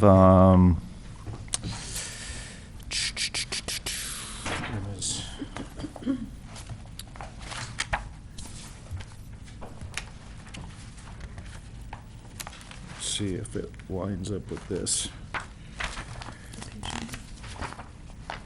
Yeah, it's right here. Yeah, attachment A, page 60. Under term, Two page numbers there, there's 60 and 65. Right. Oh, Two markings of attachment. That might have been the confusion. yeah, okay, it's 65 of 105, and 66 of 105, 7 of 105. The dual page numbers stem from the fact that we gave you the packet that was given to the council. Oh, and they just renumbered. So I'm not. And the numbers on top. I'm not saying now is the time to discuss those definitions, but it's certainly something to become familiar with if we're going to be speaking about offsets and net zero, that we're on the same page of definition and the variances in those definitions. Noted. I think that just considering the number of items that we have to go through here, I'm going to suggest that we try to get broad consensus for whether or not this is something that we are in favor of, and to what projects it would be applied. Oh, my God. I just want to, since I didn't give my staff report, I would Yes, just like to. sorry, I I didn't- would just like to give the framework here. Of course, Please- sorry. Please be aware that we're working on a term sheet, that term sheet will, it is appropriate for you to talk about broad strokes and broad concepts, and to present those, we will present those back to the city council for them to vet those and weigh in based on your recommendation, and then it will come back around for us to fully flesh those ideas out and make an ordinance. So just wanted to make sure that everybody understood that at this point, concepts, and what you're suggesting and how you're suggesting them still need to then be developed into a term sheet that goes back to city council. But so what you're saying, because I'm sorry, I misunderstood then. I thought that we had the option to review it twice before we sent it to you for development into an ordinance or a term sheet.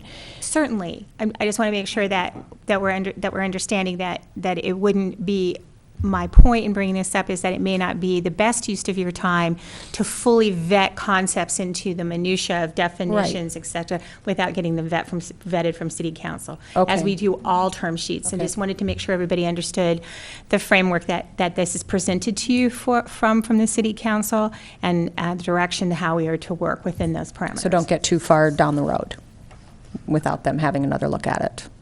Okay, gotcha. And I apologize for just barreling ahead. I Just wanted to make sure everybody Yeah, no, understood so totally. that there's not a waste of energy tonight. Totally. Commissioner Corbin and then Commissioner I Jagiel.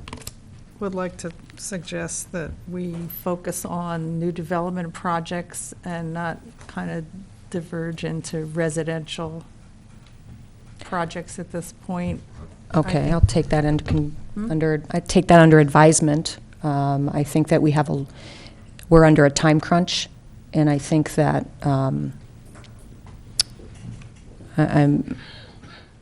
let's just see how the time goes, but I think we're under a time crunch to get it to city council, for them to get it back to us and to get this thing codified. So. Right, well, my understanding was that it was because we had a moratorium on new development projects. We don't have any moratorium. That's the whole The point. council voted down the moratorium on new development projects. That does not exist at the moment. Talked about a moratorium. Right, on but it's a development no-go. projects. So this is, I think, this is, So it seems to me that might be the first focus, is new development projects. okay? I suggest we go through the sheet just as is, one by one. It's a little bit more orderly, when we can know we got through it, and we go to the next instead of skipping around.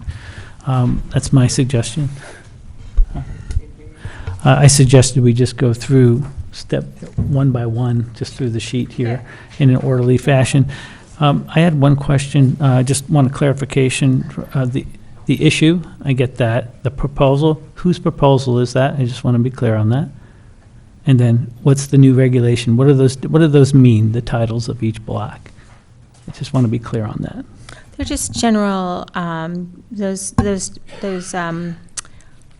the squares were sort of just an idea of how to go forward, kind of a tickler to give you an idea to generate some kind of brainstorming that you would have. So the proposal is just, you know, we took the general concepts that I've heard between the joint meetings, going to city council, what was presented to city council, some feedback and some suggestions I got from different planning commissioners that sent me things, and I just sort of put them in a matrix and then kind of gave them what you, if you're considering net zero, what you might want to do and where it might be placed. You can modify, this was meant to give you something to critique or to flesh out ideas or maybe generate ideas.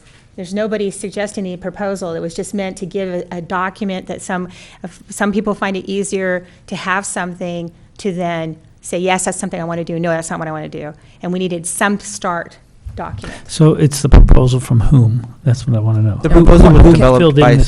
Where did this information come from? The proposal was developed by staff as requested by the city council, and staff would be Kathleen and I. And the new regulation? The same thing. It's all, Okay. this entire document was developed by Kathleen and I as requested by the city council.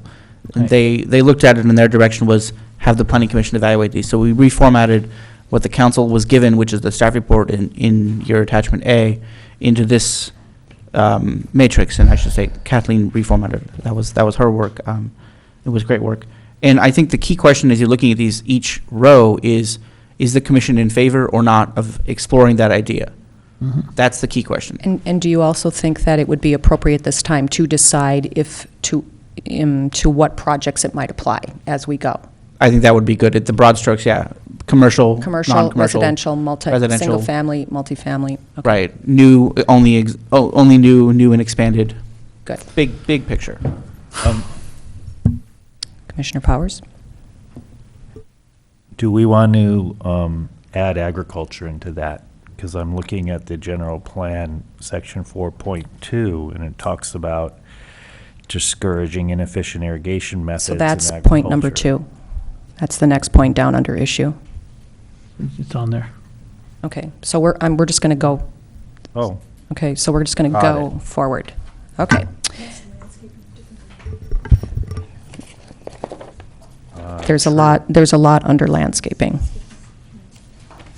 it is different. Right, but the landscaping is, it depends on what you're talking about, but agriculture is typically going to be a commercial operation for Oh, I many, see. whereas landscaping is more I of see what you're an saying. Yeah, an it's enhancement. distinct. Okay. So maybe that, it comes down to the nitty-gritty of, the definition of the two. Well, or maybe we can But- certainly put it at the end, Just under issue. clarify. Thank you, sorry. Okay. Got to get my roll going here. Okay, so, does everybody understand what a net zero increased water demand policy is? Do we have that definition clear? Okay, whether we have it fleshed out or not. Okay. Would anybody like to venture an opinion about how they feel about it? I knew you did, Commissioner Jagiello, so. Right. Well, the big question about net zero is, at what point in history are we, the people, going to revamp our water policies? I mean, are we going to just keep pushing it off to another group of people, another time, and maybe it'll rain and maybe we'll change it again? So what kind of net zero programs can we put into place that literally has an impact? That's my big question. I come from a place where in construction, there's a term that, for insulation, let's use insulation, it's only as good as its weakest point. All right? So you can make a policy of net zero, but if you have 98% of the residents in Ojai who are already existing, who don't have motivation to change some of their fixtures, for instance, what does this policy affect such a small percentage of new construction that already is known to be 0.03% of the water problem of the whole valley? Now we're getting down to real minute issues. So I'd like to talk about policies that may be controversial to talk about, but they need to be talked about. Like, for instance, do we require all residents to upgrade to a a low-flow fixture count in their house every time there's a sale of real estate? State law already requires that effective January 1st, 2017. There are no teeth in the state law. The only teeth are that upon sale, you're required to disclose if you haven't upgraded the fixtures, and the standards to be upgraded are to the 1994 standards. I can't quote you gallons per flush, but they're the 1994 standards. 1.6 gallons per flush, thank you. Modern toilets can get as low as 1.2, as I understand it. The city could consider putting teeth on that restriction, and I think that's somewhere on this list. The city could consider putting some more teeth on that requirement, but it is, as of January 1st, a state law. So my point is, I'd like to see a more comprehensive program myself to, if we're going to have any impact at all, to change the culture of water conservation, because it needs to. It needs to. And unfortunately, we haven't had that implemented in our codes in the past, and we've done what we've done, but now we've learned. And so how can we go backwards and initiate some of these programs in the existing projects and not just rely on new permitted projects, which are somewhat limited. So that's my first point on this issue here.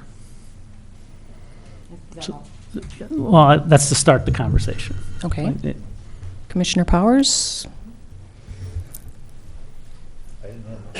Okay. Anybody else? Yeah, I'd like to follow Commissioner up Merkin? on Jess's point. I just read an article this morning, which I'll forward to the commission, about Melbourne, Australia. They had a drought there that lasted 13 years, and they managed to reduce their water use down to the point where they actually got through this drought, which just astounded me. But they didn't do it by putting in new regulations. They did it by getting the entire populace to think about saving water. And I thought that was a really interesting approach. They really made people aware of, how much water is in, for us, Lake Casitas, how much is in reserve. And then one of the things they did was they started publishing how much water people are using in different, right now, it's really frustrating to me. I get a bill from Golden State every 3 months or something that says, oh, you use this much water. That tells me nothing. What I want to know is day to day, how much water am I using in my house, and how does it compare with whatever it was, the 2013 standard that we need to do. I think there's a lot that we could do much more effectively by just making people aware of the problem and sort of having a community-wide discussion about how much water each person should be using. In Melbourne, they got down to where people were, it was less than 50 gallons a day per person. And right now, I think our average is something like 200 gallons per day per person. So there's a lot of room for improvement there. And I just see, it's great to have these regulations in place, but I don't think they're going to make any difference, except in the really, really long run. So I think the city council especially would be better served to really focus on how can we change what we have already, just change people's way of doing things. Change the culture, not the rules. Yeah. Yes, I think I agree with that too, John. Education is Right. half the battle, and if you can get a portion of our website dedicated to innovative processes of getting an existing home to a net zero place, if there's postings where people know the difference. Right. We had talked using about certain the, fixtures. I guess it was in September at our joint meeting with the city council. I brought it up about, I said a sustainability page, but whatever they want, call it what you want on the city website, where it's an educational, place to gather information. And I know that there's been talk with the Green Coalition about doing it. I'm in agreement with the education part, and I think it's huge. But I'm also, I kind of seeing a hybrid or a combination of Right. things here. Otherwise, I won't do anything. Right. Yeah. For instance, there's been classes, free lectures and what have you going on for years, with gray water, with things about water. And usually, there's like a handful of people that show up. And I think literally every drop counts. So I'm kind of looking at it kind of comprehensively of how could we Well, make maybe a recommendation that's a package. Sure, but maybe we could, that program that affects new construction, that are the net zero policies that they'll have to conform to, which I have no problem with, and I think most people wouldn't have a problem with in a new construction situation. It's much easier to do at that point. But any excess fee that we would charge a commercial, project can go into a fund, and I think that fund, instead of, we talked about what the use of it is, but it could be an educational fund for water usage, to Right. Develop the website, to develop more information, to have money go into that Right. arena. And incentives also, too. I mean, it could even be a rebate program. Maybe it could be a combination of things.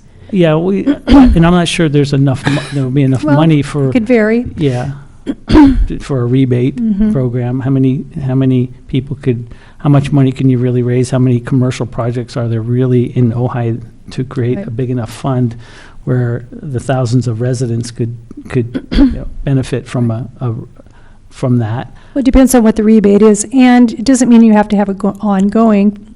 I mean, it could be for 6 months, it could be for a year, 3 months, if the funds were there, and it could vary. But I think it's really the approach, or at least the way I'm looking at it, is looking at a lot of different things, because a lot of different things are going to affect different people in different ways, or they're going to have the opportunity to either change the culture and or if they're doing a project or incentivize for a rebate. There's different ways of, I'm not sure, attracting is not the right word, but getting different members of the public involved Sure. in making the change.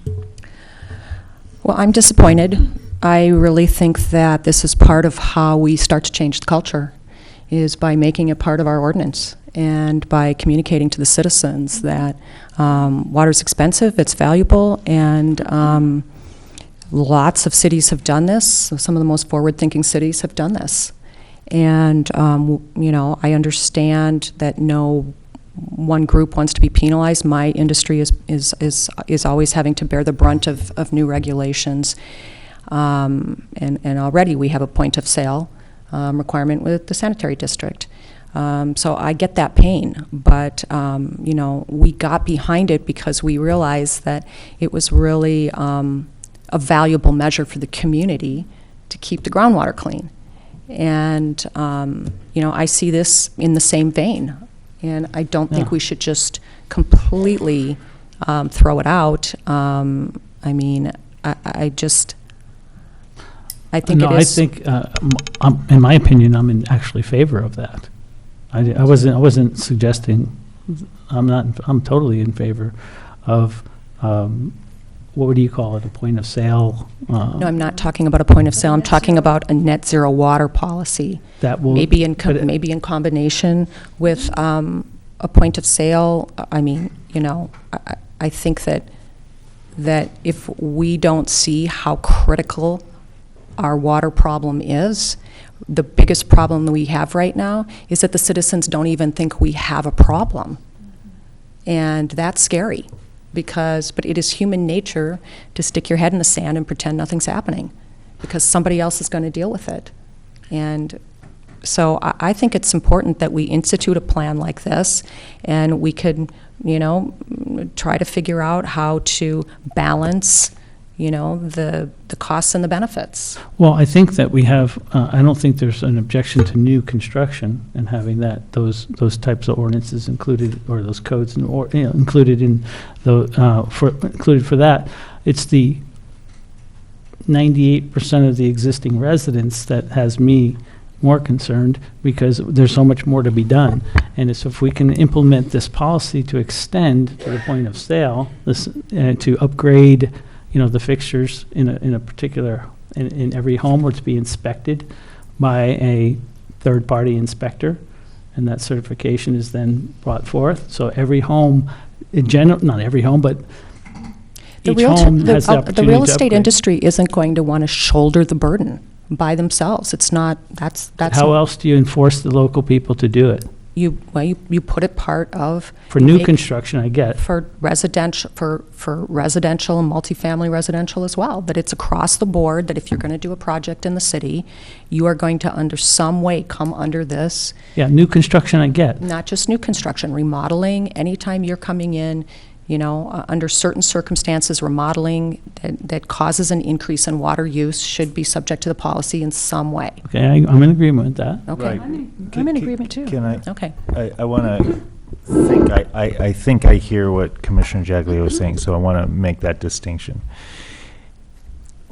And I'm in favor of net zeros too, and projects is everything that you, Chair Sabilla, just mentioned. Now what Chairman Jaglio was talking about, everyone else who isn't adding on or doing new building, Joe homeowner who's had his home for 20 years who isn't doing anything, how do we enroll them into this concept of net zero to upgrade their existing house? One way certainly is education. We know the water rates are going to be tiered, so there's going to be some education about that and easier bills to read. There's already new penalties if you go over your certain number of units. They raise that up to $5. If we can, as an education element, show people for the size of your house and the number of people in your house, here's how much water you're using with these kinds of fixtures and that you currently might have. Give them real world single sheets on the website, things they can grab that give them data, really hard data. Like, if I do this, I'm saving this, here's my contribution to the community. And they know, because it says right here, if you shift this toilet over, your bill's going down, here's how much you're saving. And so then they're enrolling themselves. But there's also funds created by the water offset policy for them to replace things like high-flow toilets. Yes, exactly. So that makes it, there's an incentive there. Right, exactly. And that's what runs parallel in tandem with the education piece, is having the incentives for them to be able to follow through on the information they've learned about their home. Yeah, it's a threefold approach. Exactly. The new construction or the new permits are creating a fund. That fund is creating incentive programs that a portion of the people can take advantage of. And then if at the point of sale we can get these homes to start upgrading, that would do a lot. And I don't think just the fund is the only area we can look at for monies to do this. I don't think the city has explored yet. Look, we're going to be going to stage 4. I'm pretty sure that's happening. As far as I know, the knowledge of whether there's state or federal funding for emergency situations for communities that have autonomous watersheds, are available or not. And that's research I think can be done, added to the fund from new projects. And I think that's a really important place to look. Okay, so let's just clarify, because I'm hearing we're not on the same page, and then I'm hearing, oh, suddenly we're all on the same page. So I need to just hear, what am I missing? What am I missing that do we have consensus? Do we have consensus that we want to have, Commissioner Quillisi? Yeah, thank you, Chair Zabilla. As a homeowner who is considering a remodel right now, which will add a half bath to the house, among other things, I'd take a personal interest in this. I cannot disagree with a net zero policy in general, and I think it's a good idea. We don't have any extra water, so we can't afford, as someone characterized it, putting another straw in the punch bowl right now. But like with most things that involve municipal code and other regulations, the devil's going to be in the details. I agree that we should be looking at the purported increase in water usage from a development or redevelopment. And I'm sure there are models that will give you some idea of what that is. But the net zero says I should be able to do something else on my property before I pay into a fund to let somebody else do something on their property Absolutely. instead. And so we come down to the details. If I want to add a bathroom to my house and the regulations come out saying I can do that by eliminating 4 acres of turf, I don't live on 4 acres, then that rule is of no use to me. And so I can say, yes, I like the concept, but I don't necessarily like a particular net zero ordinance when we get that far. And so while I like the net zero idea, I'd have to reserve judgment on how it comes out the other end of the ordinance sausage machine. Would you be, is your objection that you want to achieve, you're in favor of achieving net zero only on your property? In other words, is there a community? No. So you would But see a I'm- community But I'm benefit? saying, I don't know at the moment how the rules would come out that would allow me to achieve net zero on my property. But what I'm saying How is... they come out would depend, Right. would influence my feelings about the rules. Of course. So I'm just trying to clarify your objection. So Yeah. is your objection that, what if I cannot achieve net zero on my own property? Are you then not in favor of it? No, I'm not that either. Okay. But again, it depends.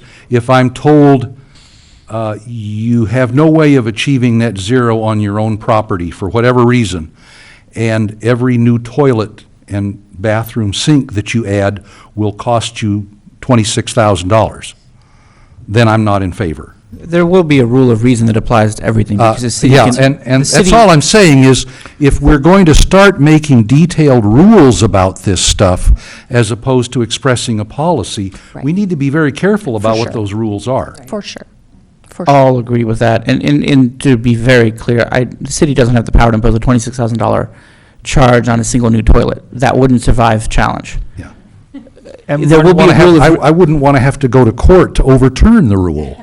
I would advise the city council not to adopt said ruling, although they act as they act. But there will be a rule of reason built into this, and there has to be, because the city has the power to impose any regulation under its police power that is rationally related to the purpose sought. That rationality brings in a rule of reason. And there are many, many cities who've done this. So I think the good thing is the details have been laid out in other places, and we can modify them. We have examples to look at. Many examples. Yeah, And there's that's always a There's good a lot thing. of methodologies to Yeah. reach net zero, so as we spoke at the beginning, we're taking broad strokes tonight just to see we're in favor of this particular issue.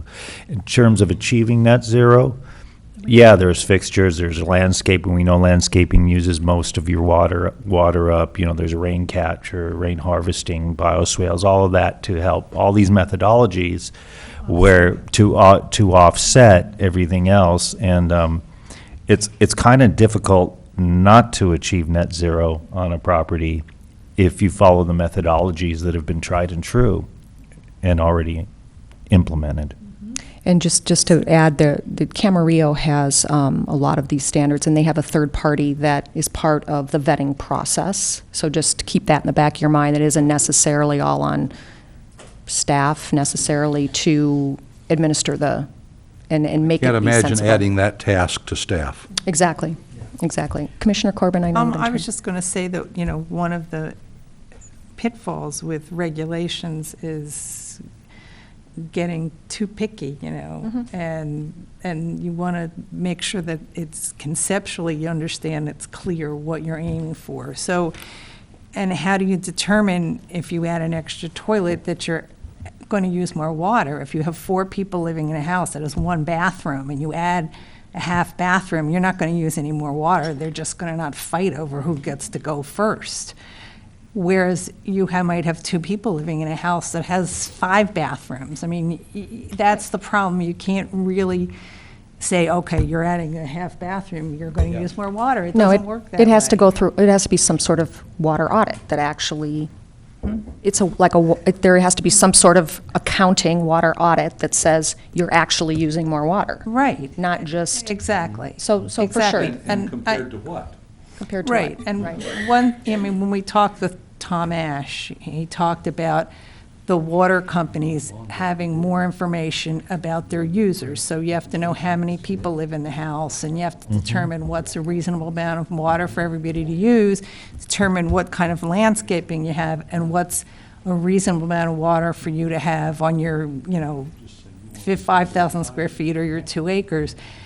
And that is a sensible way to look at it, and having individual meters so people do know how much water they use. But I think it's, we need to get a sense of conceptually what we want to talk about, and I think that's what city council wants to hear, as opposed to really trying to get too picky about everything. Right, we're not into the details. Okay. No, we're so- doing broad strokes. So, Okay. but Commissioner Jaglio, again, just to, so we don't lose this part of the conversation, it's a shift in the consciousness of the culture. It's a shift in habits and behavior. The very specifics are going to plug into what that end goal is of the kind of enrollment the community sees in their participation. It's not hard to write, a software program where someone plugs in their square footage, their house, how many people, the toilets they're using, and here's, data is easy to collect. But it's really shifting the behaviors as Director Wold likes to speak of Morro Bay, and how just on top of it, Northern California has been on this for the last 20 years. And somehow it skipped over the culture in Southern California, except for a few cities. And thankfully, those few cities give us some models to work from.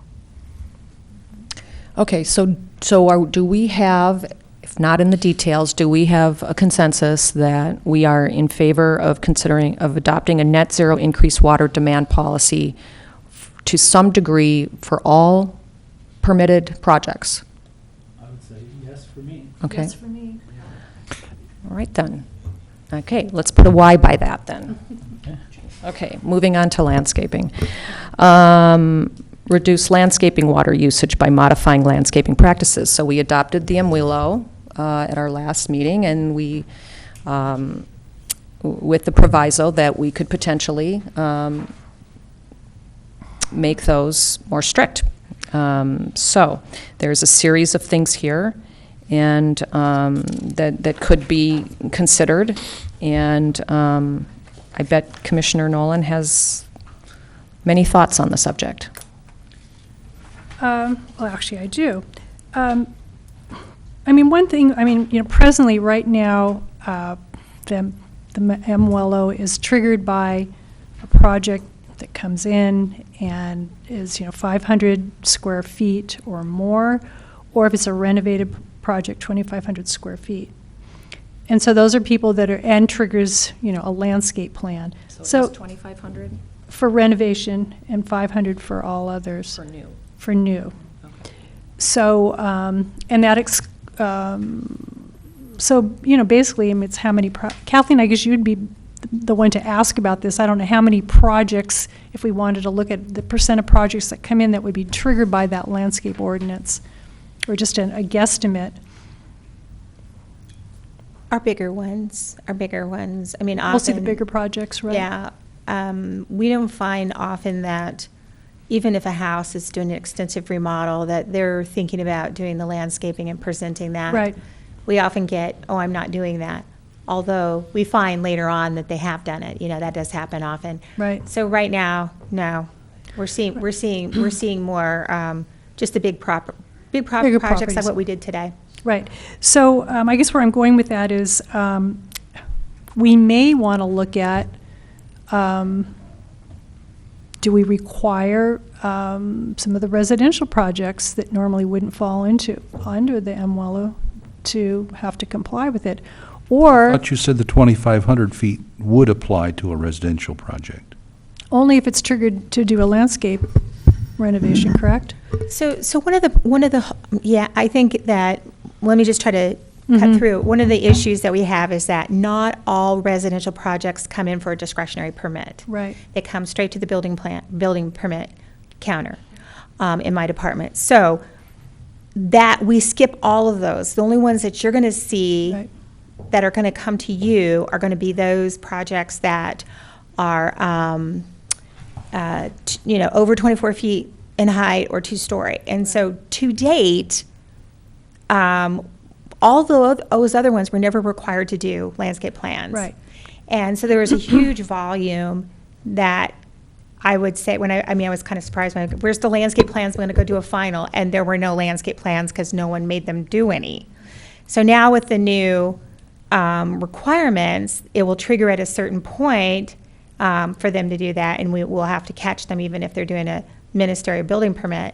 But I think the thought was on this Title 12, what I heard from Planning Commission last time was that we needed to look at when the amount of landscaping required, where it's required, the one tree every 5 parking spaces, all those things that are unique to Ojai was what you wanted to look at. And that included making requirements for, more hardscape to count as landscaping, so we're able to reduce the amount of landscaping used for irrigation and make that permeable. Things of that nature that all fold into that landscape requirements that aren't specific to the state model. And so I think that included making, again, it gets back to the educational part of it. If you make a requirement that every house has to come in with a landscape plan and at least show what they're doing, they get aware of what they're doing. They have to calculate the water use of their landscaping, even if they're below the MWILO and they can do it prescriptive, I think it's called. Is that what it's called? Right, Kathy? and that's kind of where I was going with this. I'm kind of thinking that it's something we'd want to do. Well, I think it gets back to that. If it's you make prescriptive and it's easier for them to do. Right. But at the same time, But like I was saying, again, it gets back to the education. If you make someone go through the exercise and they understand where water's going, they're going to be more aware, even if they're not subject to the very strict regulations. It gets in their consciousness, and then everyone's looking at it, and they may make decisions that benefit them in the long run to have a more water-wise landscape in their residential. Right. And that's something that I thought that you guys talked about when we talked about moving the landscape forward the last time, so. right. So I would like to say that I'm in agreement of us looking at that and taking it further. And then Kathleen, I know today you and I mentioned, tonight's not the time to go through all that, but for us to meet and go through Article 12, that's the portion of our landscape standards that's in addition to the MWLO, and look at that and see if we can, make that even more, water-wise and just bring it up to date. Is Title 12 part of the Some of municipal that's- code somewhere? Some of that's in here. that Right. I'll The update. reference is to Article 12 of Oh, yeah. Chapter 2 of Title 10. Right. Thank you. Sometimes in Okay. colloquial parlance, That's it's what I thought. Title Okay. 12, but it's technically Article 12. So again, let me clarify this so that I can just go on the record correctly. Again, last meeting where we had the landscape, that we were pushing forward to have city council to have it adopted, the things, so it's codified. There were things outside the MWILO that we were talking about, not reviewing Article 12, am I saying that right? Now, for the things that we just adopted, but the other things that are in there, where landscape occurs, what credits we get, who has to submit a landscape plan, that type of thing. And including, provisions for things and making things that are aesthetic or providing options for people that don't want to maybe want to do more hardscape or do, things that we've seen before that are a little bit more creative, that type of stuff. So can I ask a question about that? Okay, so, and you can answer as well.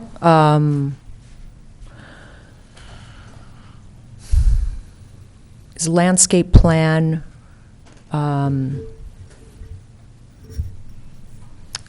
necessary? In other words, is a landscape plan in all, were you to compel a homeowner to do something, whether it's a discretionary or ministerial permit? If this were sort of to be codified and they had to would they have to submit a landscape plan, or could there be something less formal than a landscape plan to compel the, compliance with something? You can make provisions depending on how your recommendations went to city council and city council adopted it. You could make provisions where you had exceptions, because again, these are outside the WELO we're talking about, where it wouldn't require a landscape plan to the sophistication that a WELO would, nor would you put the requirement in it for it to be from a landscape architect. You would still have a landscape plan, because that's the only way that a person would know what you're putting in and how many square foot and what water, but, a layperson could come up with a planting guide, go to the Sunset Garden book or the internet, figure out whether they're, a very rudimentary landscape plan that would show what they're doing at a very low sophistication level compared to what we do at the WELO. And I think that's what you were talking about, was it not, Kathy? Right. Maybe it's the kind of thing where we develop, there's like a one-page checklist or something for the projects that don't meet the MWELO requirements. And then there's a series of, water-wise things that you can check off, and maybe you have to show that.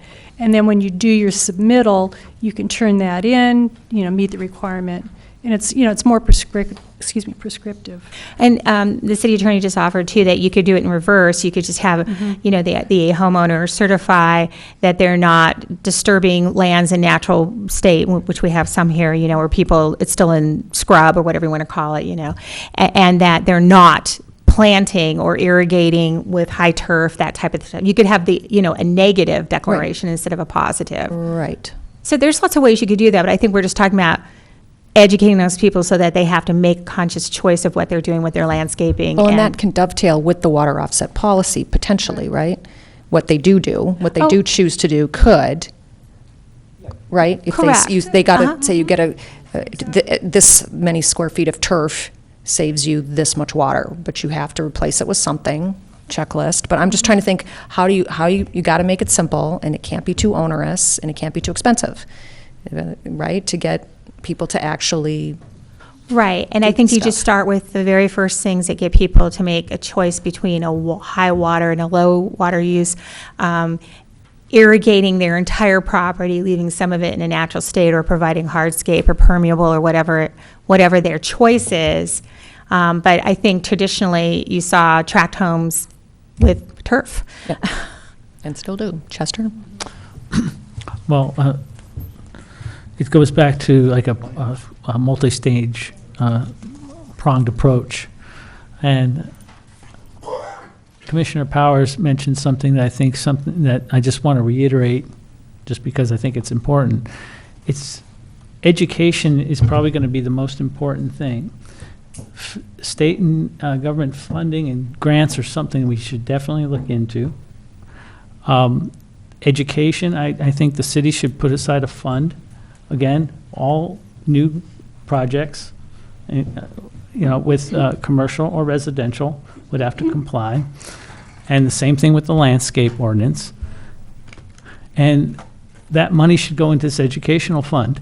And the reason being is when we hit stage 4 and the bills go up 4 times in people's mailboxes, they're going to beg you for this information.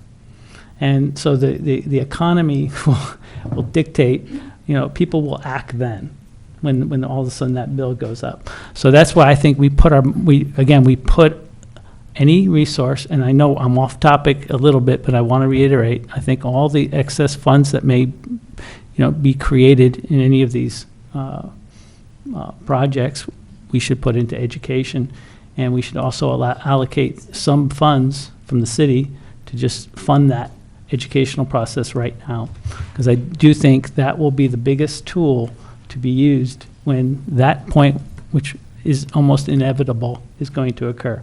And then you'll see people making that change. But if they don't have good information, there's going to be, I think the good information will help to accelerate that process. We So do I just want to wanted keep in mind that, the Green Coalition trajectory is education and demonstrations, and not saying to leave it all to them, but they do partner with the city really closely. Right. there's a lot of education initiatives that are afoot. So, I mean, I think that's been the general gist of the conversation that we're having all over the valley about water and what to do about it, so. But that's not to say the city can't have funding for. Yeah, well, if we're going to raise money, the that. question is where do you put it Yeah. that has the most impact? And I keep going back to, handouts, education, how do you convert your system to a net zero property? I mean, that's. Well, there's talking about doing a demonstration garden, perhaps Right. behind City Mhm. Hall. We're talking Yes. about doing handouts in And the those are- lobby. I mean, those these are the all things that I'd pe- like to see people are funded. talking about. Well, and I think that's true. But so in the And so meantime, the question is, are these items here listed all acceptable? And in my view, that they're all for consideration. Okay. I'm Okay. okay with all of yeah, them. I mean, this is where most of our residential So- water is going, is to the landscape. Right. So it just seems to make sense to find a way to, and it's more than just, there's a lot of trees that are going to die, that we could be starting to preserve if we can get people to start putting soaker hoses around their trees, right? Right. Putting soaker around, doing that That's now. the education part. I mean, so. I do have a question for Commissioner Jaglio, though, just because I heard you just say, all the items under the reducing landscape issue, all the items in the proposal, you're on board with. So the ones that have been switched to mandatory, like make gray water and storm retention components mandatory, in the original, in the MWELO, I believe it says, or maybe, it's recommended, where it says, make mandatory best practices. The original wording was encouraging best practices. So I want to make sure that's what you're on board of, because that's. I'm seeing that as new construction myself. It doesn't say that. The gray because water? Yeah, the gray water Yeah, system. absolutely. This is something I've been, So I don't see why pushing since anybody wouldn't 2010. want to Yeah. comply with that in new Okay. construction. I just wanted to Yeah. make sure where you Right. were Yeah. standing on But that it- new verbiage. And so you're only in favor of that for new construction? Well, because you can't go back and make people do, Well, if you they're can do pulling a laundry to permit. landscape without a permit. You can do Right. laundry to landscape. And again, that would be Right.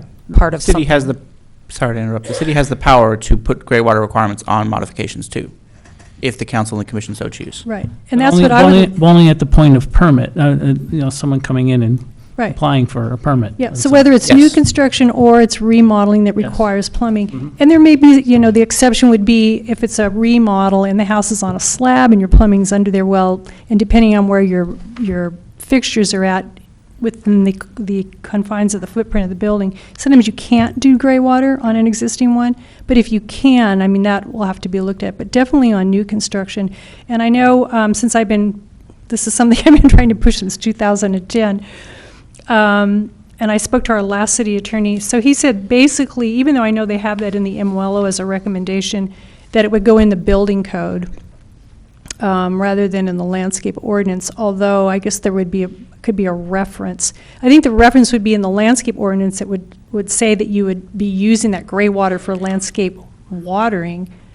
And then as far as the construction, it would go in the actually doing it would be in the building code. And of course, right now, anyone can actually do the laundry to landscape or pull a permit for the simple or the standard. Correct? I Wrong. know that's legal statewide.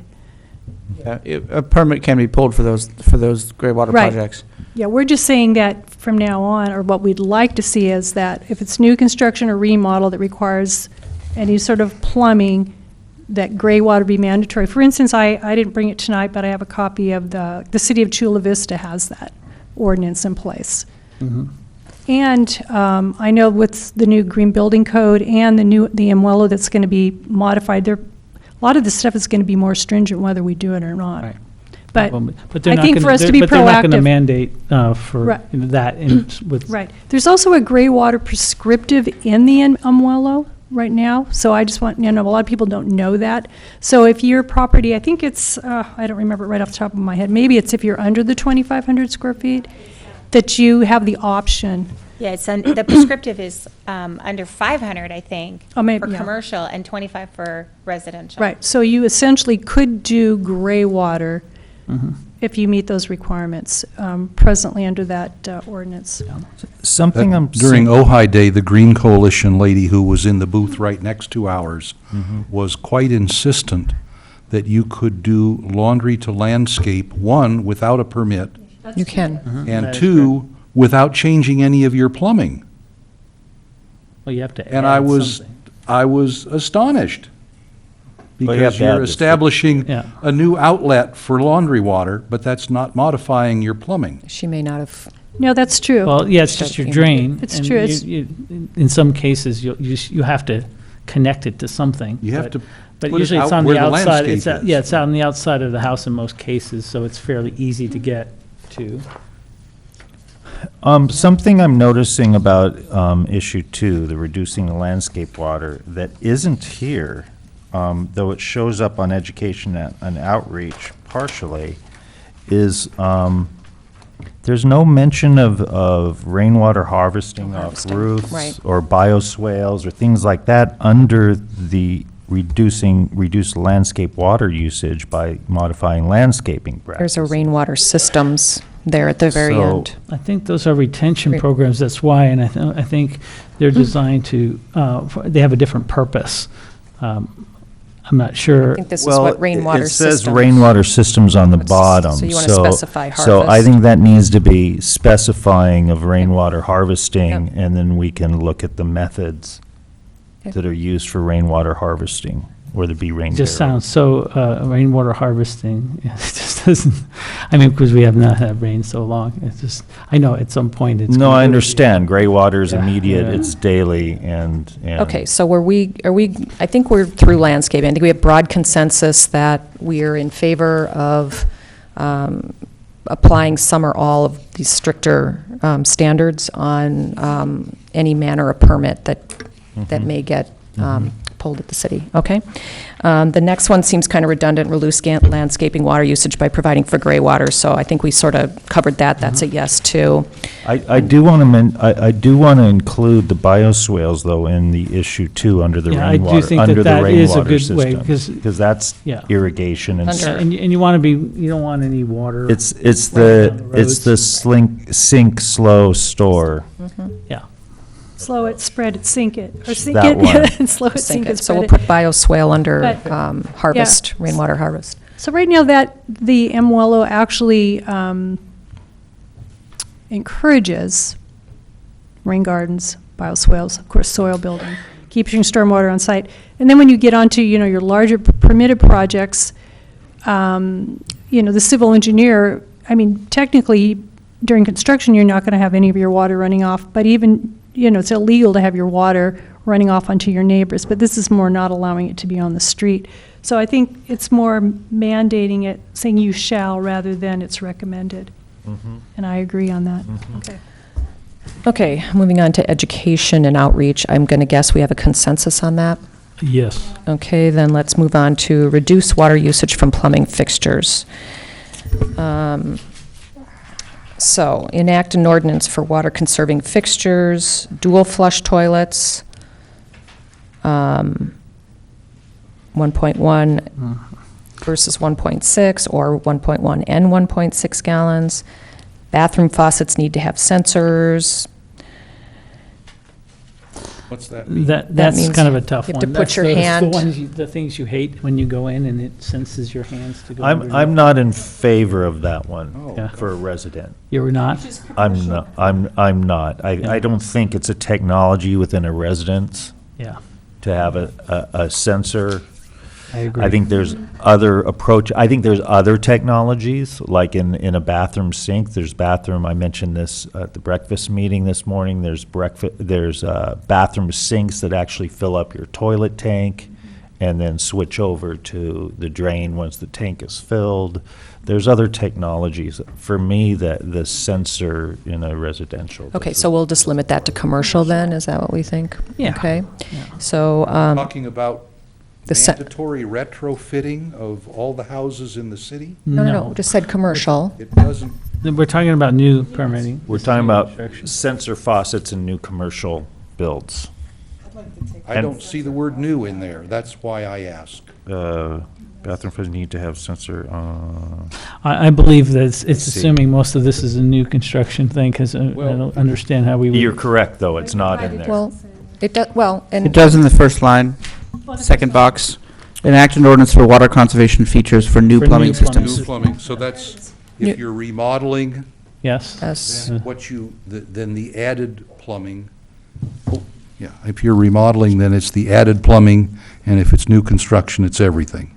With one caveat, current building code, state building code does require improvement of all fixtures if they're below a certain standard, anytime you remodel any fixture. Mhm. I forget the number, the standard numbers, but it's if you have toilets below a certain age or below a certain, above a certain gallons per flush, if you do anything to the house, you have to fix the toilets. That's January That's the 1994 standard business No, it's the you're talking January about. 2017 Yeah, it's the standard now. 2017 codes that are So coming out. the Yeah, I think that's rule- cited on page 3 of 5 of the council staff report. Okay. Yeah. And in the current rule, It's pardon me what- though, that rule's in place now for remodels. January 1st, 2017, it applies to all fixtures, remodel, existing, Correct. new. Those- But anytime someone applies right now to remodel the house, you have to replace the fixtures up to 94 standards. Right. The policy choice for the city is you could require that remodel to be higher than 94 standards. You could require them to be current standards, for example. Right. So that- Which I so just- think we should. So that would be one, for toilets, 1.6 gallons of water. This is complying. This is 1994. 1.6 gallons of water per flush. I'm not even going to say this word. Any urinal manufactured to more than 1 gallon of water per flush. Any shower head manufactured to have a flow capacity of more than 2.5 gallons of water per minute. Any interior faucet that emits more than 2.2 gallons of water per minute. And that's already going to be in the 2017 code, correct? That'll be in the 2017 building code, but it won't, those higher levels won't apply to existing, Right, existing. and the city So- has the power to do that. Right. So the question is, they'll go back to the earlier comments, how do we get the existing residents to upgrade their fixtures? And that's what came to the point of sale in real estate. So at a point of sale, is there an inspection program that we can initiate that people will have to just, I mean, it's a cost, it's a painful thing for some people, but it's a consciousness raising thing as well. We just have to, somehow, we have to go back and do it. We have to do it at one point or another, and where's the best place to do it? Well, and that's what everybody always looks to real estate, and they forget that it's more than just the cost. It is a potential, it's more than just the cost because it's a time thing. And it's so much more complicated than the cost. If it was just the cost, it'd be one thing. But when you start talking about changing all the fixtures in a house, and then you start talking about how do you negotiate that? Well, I have this fixture. Well, you have this fixture. I want this. I want that. It has to be something that, you know, because you will have a revolt. So if you want to get some compliance, I think it has to, you know, be fairly. How would you then get the other, we're all in agreement on new construction. Now we're talking about the 90% of the other homes that are sitting there wasting water. What program would you suggest that would? Well, are you talking about things that aren't going through Oh, a permitting fixture process upgrade, for yes, mhm. remodeling, that are not? Yes. Well, I'm saying, that's what I said before. I think that there's a possibility that, you know, we could pitch this to the real estate community to do, say, for instance, toilets that are over 1.6 gallons. That might be something that, because that is something that specific thing. is Right. there's a fairly straight box around that. Right. Because, you know, Got it. unless it's Donald Trump's toilet and it's Yeah. gold-plated or something, you know, you can, but Right. and it's still going to be a problem, because there's going to be, you know, an argument about replacing like for like, and how do you negotiate that? How do you do that? So, and it's an unknown for the industry, right? For us, and how we negotiate that. But it's something, again, that if everybody's sharing the pain, Right. it's a whole lot easier to pitch something Well, like that. I think. That's a good point. Yeah. Can What, to Maria- narrow it down, Like to, we're talking about real estate right now, but I'm looking at, okay, construction. well, we got new construction already covered here. But They're I'm just- getting, they're I'm getting the thinking brunt of all the everything other right now. trades and other Yeah. businesses that are already affected by, okay, on landscape. Mike. Excuse me. So other trades, other businesses, you know, other than real estate are already affected by sustainability or water issues. Right. Building codes with, you know, construction, with the landscape. And so, yeah, I think what Rosalie said about spreading this out, I mean, that's kind of what we're looking at here, is how can we reach, a greater amount of people to help change the consciousness and actually make the shift. Yeah, the question And is this where, just in- how can you, where's the place to implement it? And that, Right. unfortunately, at this point of sale, it's a good spot. Right. And then the but threshold- I don't know why it's a good spot. Why couldn't we just go door to door? That's as good a Well, spot as any, I'd like to right? hear Well, about there's that too. That's part of the point of- education. Point of I mean- sale doesn't affect that many residences It's about- in the city. Yeah, that's Well- that's the hiccup I'm seeing in the conversation. Is it 100 out of 3,000 or what? It goes I back don't to know. what we were saying Across the Right, so valley, that's across the valley, there's about 20 or giving people data about their water savings and stage 4 and the tiered rates, and it goes back to that conversation. Soon as they get that and bill, it's all they're gonna part of be the coming to same you. conversation Right. about encouragement to do the upgrades Well, needed. The and- question on here was, is there a program, and this is what I just wanted, is there a program that we can initiate for the other 90% of the people instead of the new construction? So that's the question I put forth. Yeah. Again, are you saying Keeping people in that mind aren't in that the permitting process? Yes. There- Just there are a the- lot of How do big we ha- reach yeah. Yeah, the and is populace there, at large? Matt was saying that we do have the authority to also regulate that as well. To bring correct, people Matt? to actually Existing- do the 2017, Yes. be in compliance. The city would have the power, if the commission and council chose, to adopt a requirement that all existing toilets be fixed to the new standards. Right. Enforcement would be a challenge, but the city would have the power to impose that requirement. Yeah, if not the to commission mention and the council torches so- and pitchforks Yeah. all around City Hall. Well, I'm not saying that it would be an easy policy, but Right. Well, and it's again, within your power. This goes back to the water offset. If the money is available for people to Exactly. replace their toilets, you're Yes. going to have a lot more compliance. They'll be way more excited if they go, oh, I can just go get the money. Now, my understanding is Golden State already has rebate programs, right? And I don't know if people are availing themselves of them. But that said, that may be just a lack of education. I didn't know that that was something that was available. And on the rebate point, Camarillo has had some success with their rebate program that focuses on this exact issue, old toilets, old plumbing fixtures. The problem If is there's funds is- available for that, that could be a good Right. approach. The problem in the city is that, the city is already perceived from a real estate point of view as being much more onerous place to do business. And, we do have From to. a building perspective, too. Yeah, really, okay. Yeah. So, I get it, and we do have to look at cost benefits for these things. And I guess we're all in agreement with that, so. If you look at, in the Sunday paper, they show housing sales. Mm-hmm. And I would invite you all to look at that for a while and see how many of them, a house on Street X here is selling, it's just sold for $450,000. The previous sale was 30 years ago, and the price was $110,000. The person who's now got $450,000 for that house couldn't afford to do anything to that house. And I dare say we have a lot more small, old houses in this town than we do old or new big houses. Very much so. And we have, just to put it in perspective, we have 25 sales a month across the entire valley. So there aren't that many transactions in the city. I mean, I don't know, we can That's come up good. with that That's a good number. thing. That's a But then you're stability thing. right, it just, again, but. I But got you're a being part question of the then. solution, because So- even, yeah, go ahead, So, Justin. the only question, and we can move past this one, are we in favor of the city exploring options to create an ordinance that they initiate to the 90% of existing structures? That's the question. And that's I broad say, stroke, and I my would say. point on that yeah. is yes. I'm Mine in is favor of too. them exploring ways that they could Right. initiate an ordinance to that other group of people, and I don't know what that would be right now. Mhm. I'm going to say yes, too. And tonight, we don't have to necessarily get into what it is, but we're just saying, I'm in favor of exploring that as an option. Well, that's where we'll get the most bang for the buck.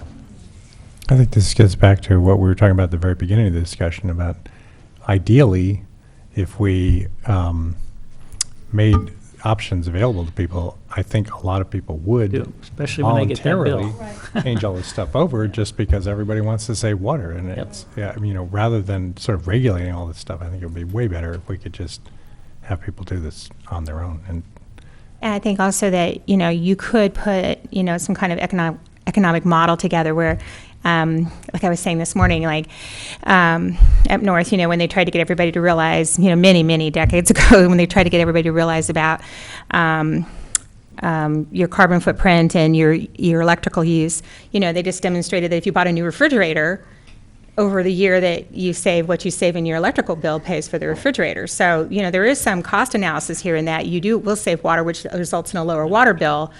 So while you need the capital outlay to actually purchase the water-wise fixtures, it is economically beneficial to people, especially anybody in any economic demographic.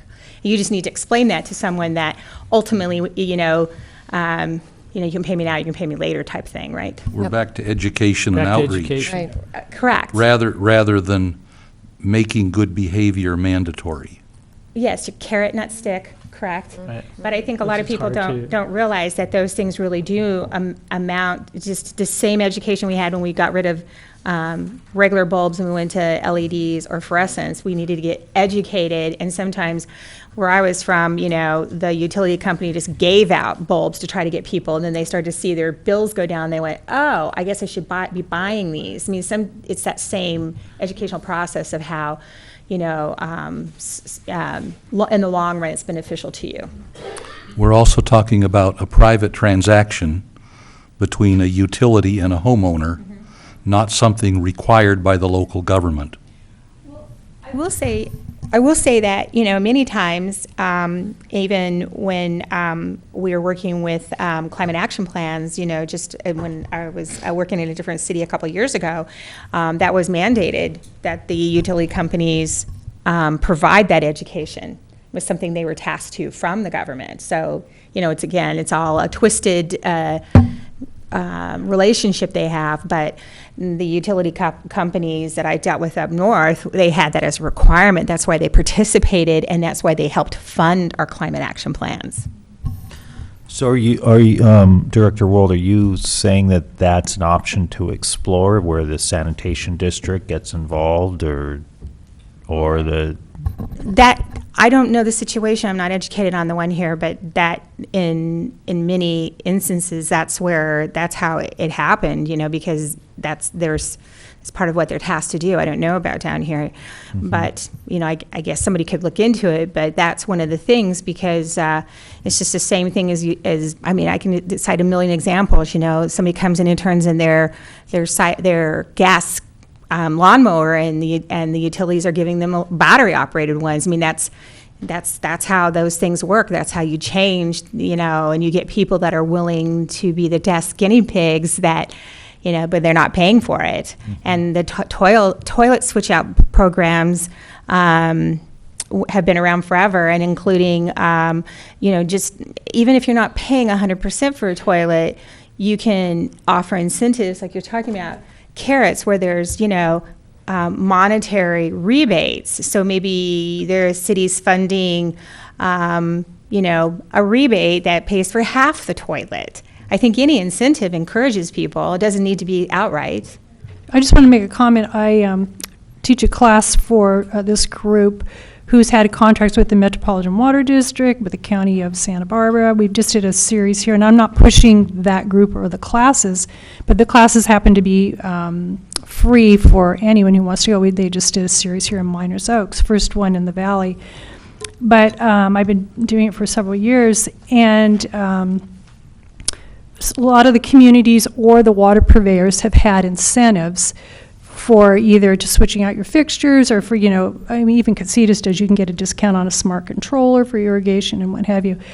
A lot of people love getting those incentives. They ask almost every time I've done the classes, what do you know about the incentives? What's the state doing? Because they want to do it. And I did a class, I think it was in Thousand Oaks, I'm trying to remember, it was a couple of years ago. And we brought up the incentives, and like 3/4 of the people in there, was like 60 people, all had gotten, I think it was like less than a gallon flush toilet. I think it was in Moore Park also, and they all had gotten them through the rebate program through their community. So people, they like it. Who doesn't like a deal, right? But you know, they're making being part of the change. So I think that gets back to establishing the fund, whether it's, you know, incentives and education is really, really crucial. And that's like what John said. The more we can come at it from that standpoint, I think it's better. But I'm still in favor of having some regulation, and then how we define it and make that work. I think that's it's gonna worth be our looking into. I task. mean, we're certainly setting up Yeah. regulations for new construction, right? And so why wouldn't we want to look Right. at how we can, Yep. that other 90% or Right. 99% of the residents in Ojai, how do we get them to conform with an ordinance? I don't know how that would look right now, but I would certainly want to explore it before I just threw it out. Yeah. Commissioner Corbin? I was just going to say, you know, if you do new construction, you can't even buy something that's not compliant in the Right. state. Nowadays And with if the- you order yeah. something online, Yeah. if it's not compliant in California, they won't ship it here. Yeah. Okay, so I think the only thing we don't like are sensors for residential. All right, putting our foot down about that. Okay, so then we are just on the last page to reduce water use for pools and loss of water through evaporation. That seems like a good thing. Require pool covers? I don't know. Most of them have it anyway. Most of them do. Okay, so that's a yes. Okay. New pools. Reduce water usage for commercial industrial water users. Recycling systems, require recycling systems in commercial industrial, and I guess that's sort Recycling of, systems is very different than gray water system in that, well, it depends on how you define a recycling system. That's, is it- Already not allowing them anything that needs to be watered. right. So if they recycle the water, what are they going to do with it? No, Well- we're talking about something completely different. Yeah, We're Or talking. I'm not understanding what Yeah, we're talking- recycling systems in yeah. commercial users means. Right, we're talking about industrial users or commercial users, somebody who might come in with, some type of manufacturing productivity that has a wastewater component, I or like got a it. car I see. wash or something like that, and we'd have to look into this, exactly what the building code requires now at this time. But again, just the idea, going from, you're talking about construction and residential and landscaping, now we're talking about actual people who produce something or do something that uses water and has a wastewater component to it, or maybe has a production process or a manufacturing process, Like a car wash. a car wash. We or have a some- car wash on what? Fox. On Fox Street now. Mm-hmm. Where would they put recycled water?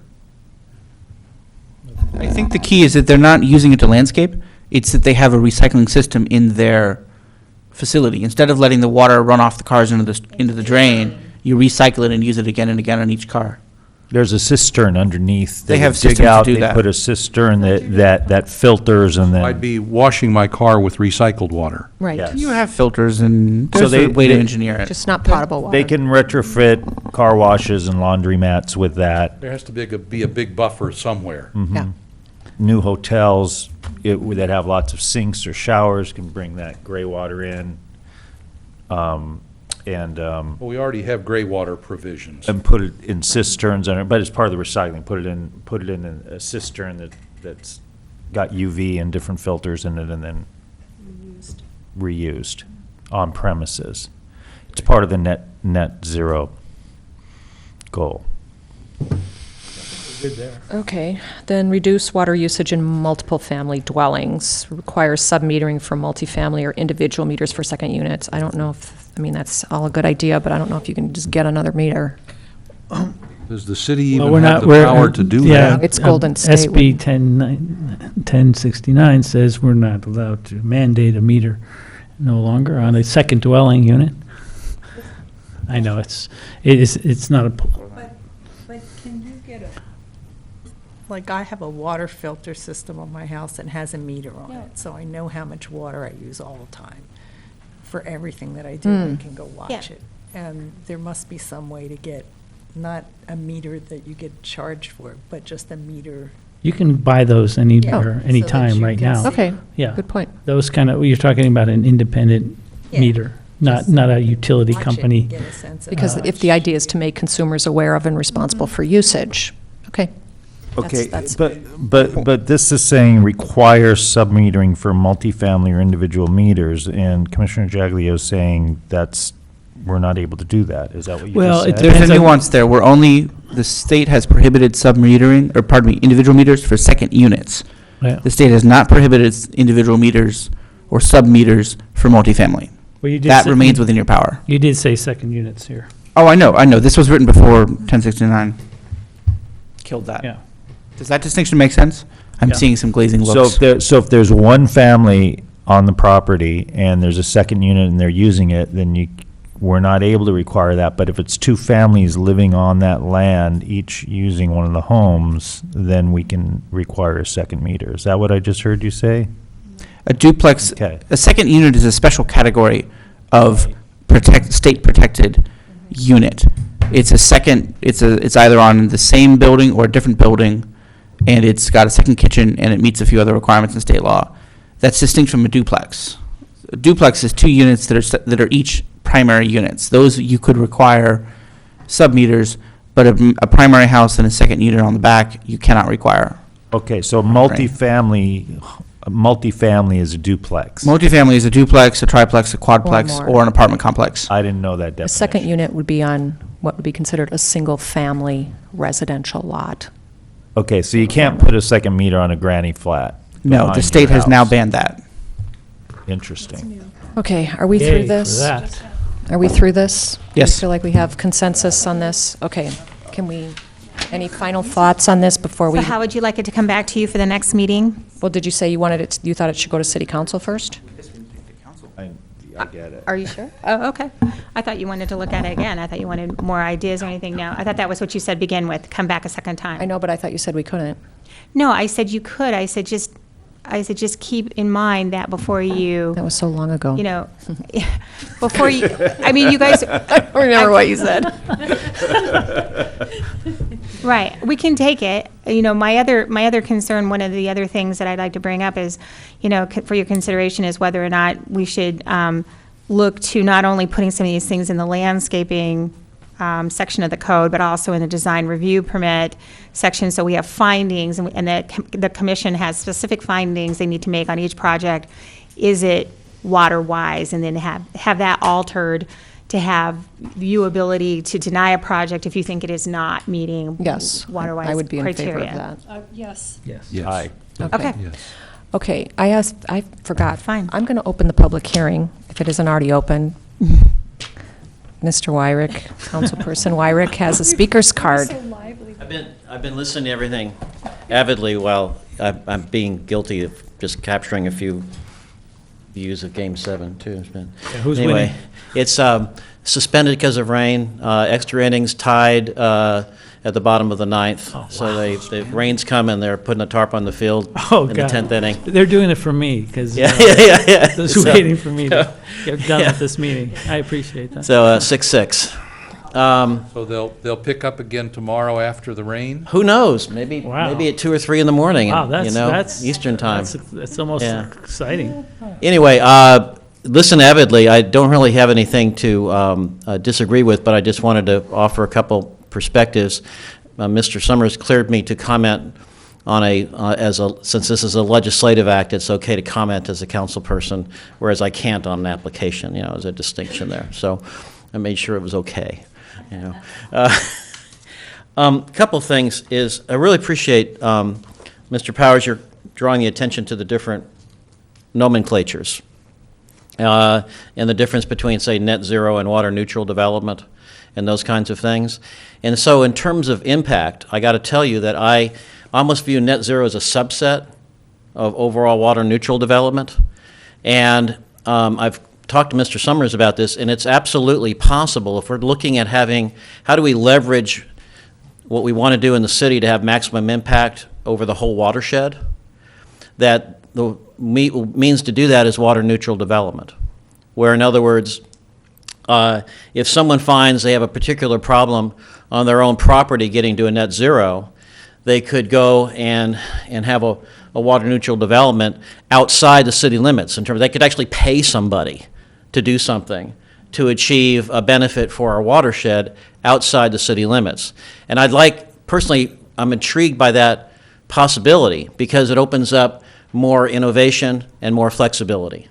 And one example that you may or may not be aware of right now is what this happened before the Municipal Advisory Council with the county planning processes on the 64-bed unit. Have I related that to everyone before?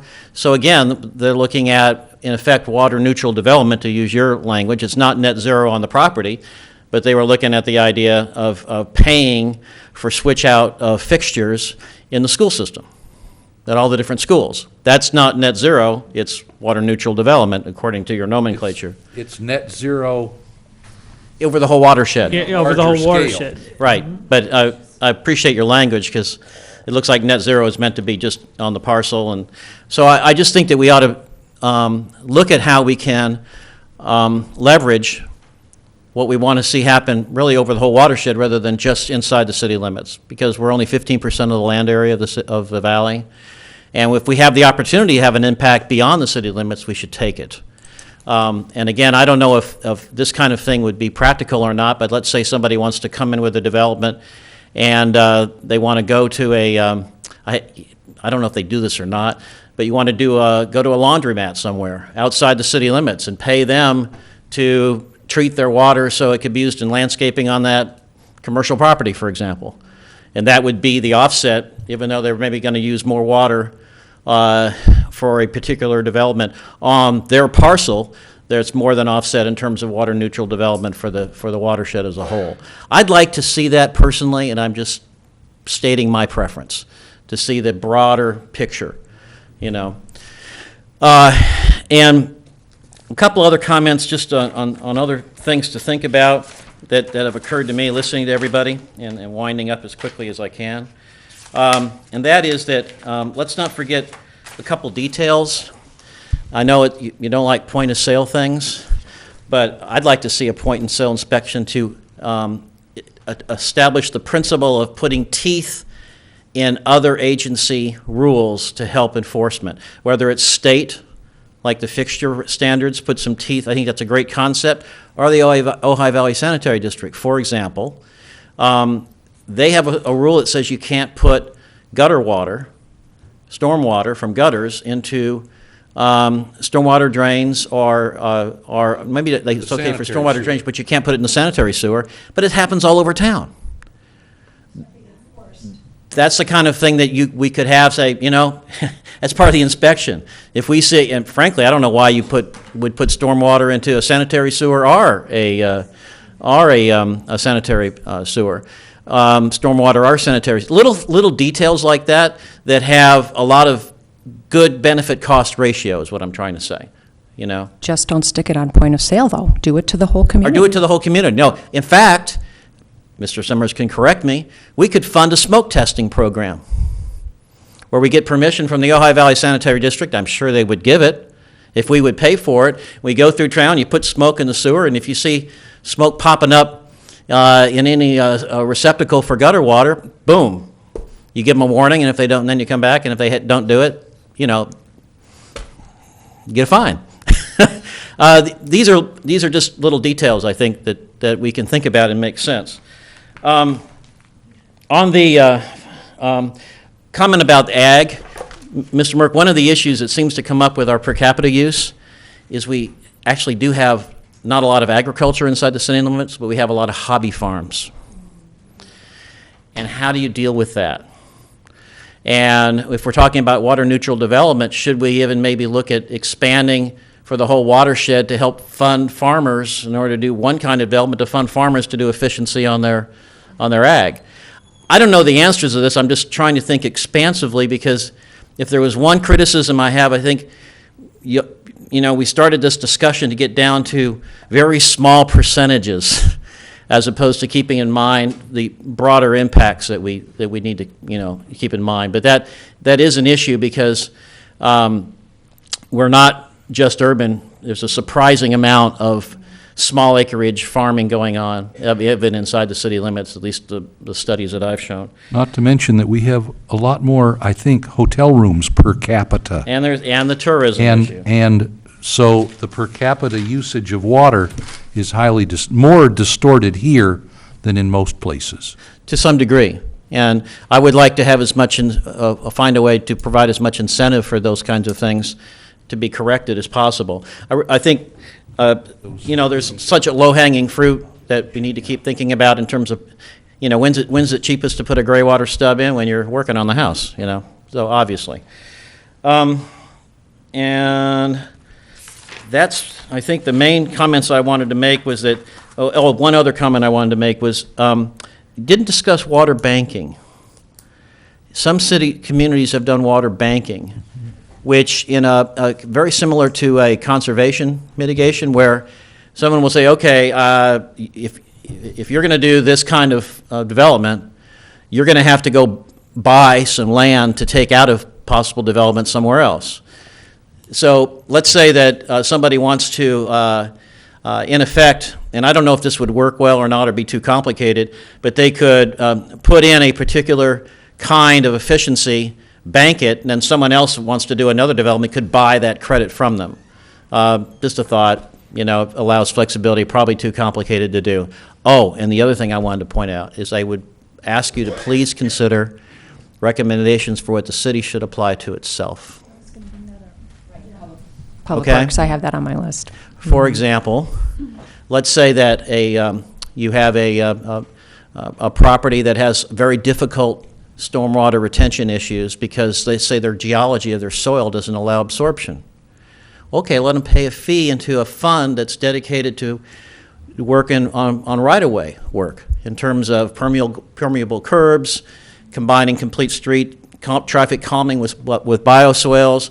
We could create a fund to in other words, give people flexibility to do that kind of thing. Frankly, what was expressed before at City Council was, by a couple of us, was that we think the city should be looking at stormwater retention and rainwater harvesting for all street projects from now on, period.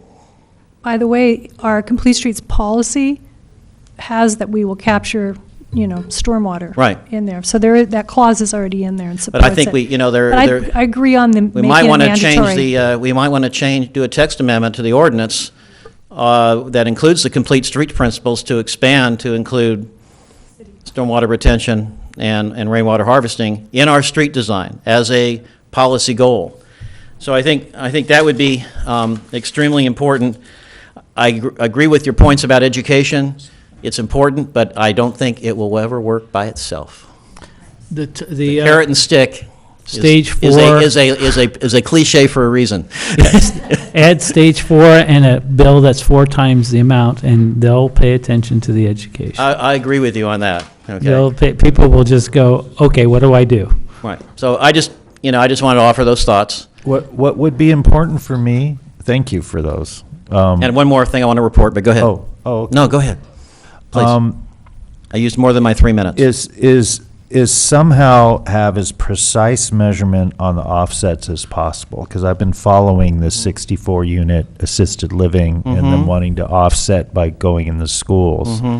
And in that particular instance, some are saying, well, that's not a apples to apples Absolutely. offset. Right. That 64 units still needs to put in, permeable surfaces and gray water. I think they were doing that anyway. And Yeah. I haven't seen the design. But Yeah, they were including stormwater retention. They had a big underground, yes. So there were They were keeping all the stormwater on site as well as doing the water neutral.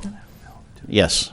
Yeah, so there's, and I don't know how that's done, because I don't know how the data's Right. collected and you measure the offsets, but in that particular case, is there offset giving new fixtures to the schools?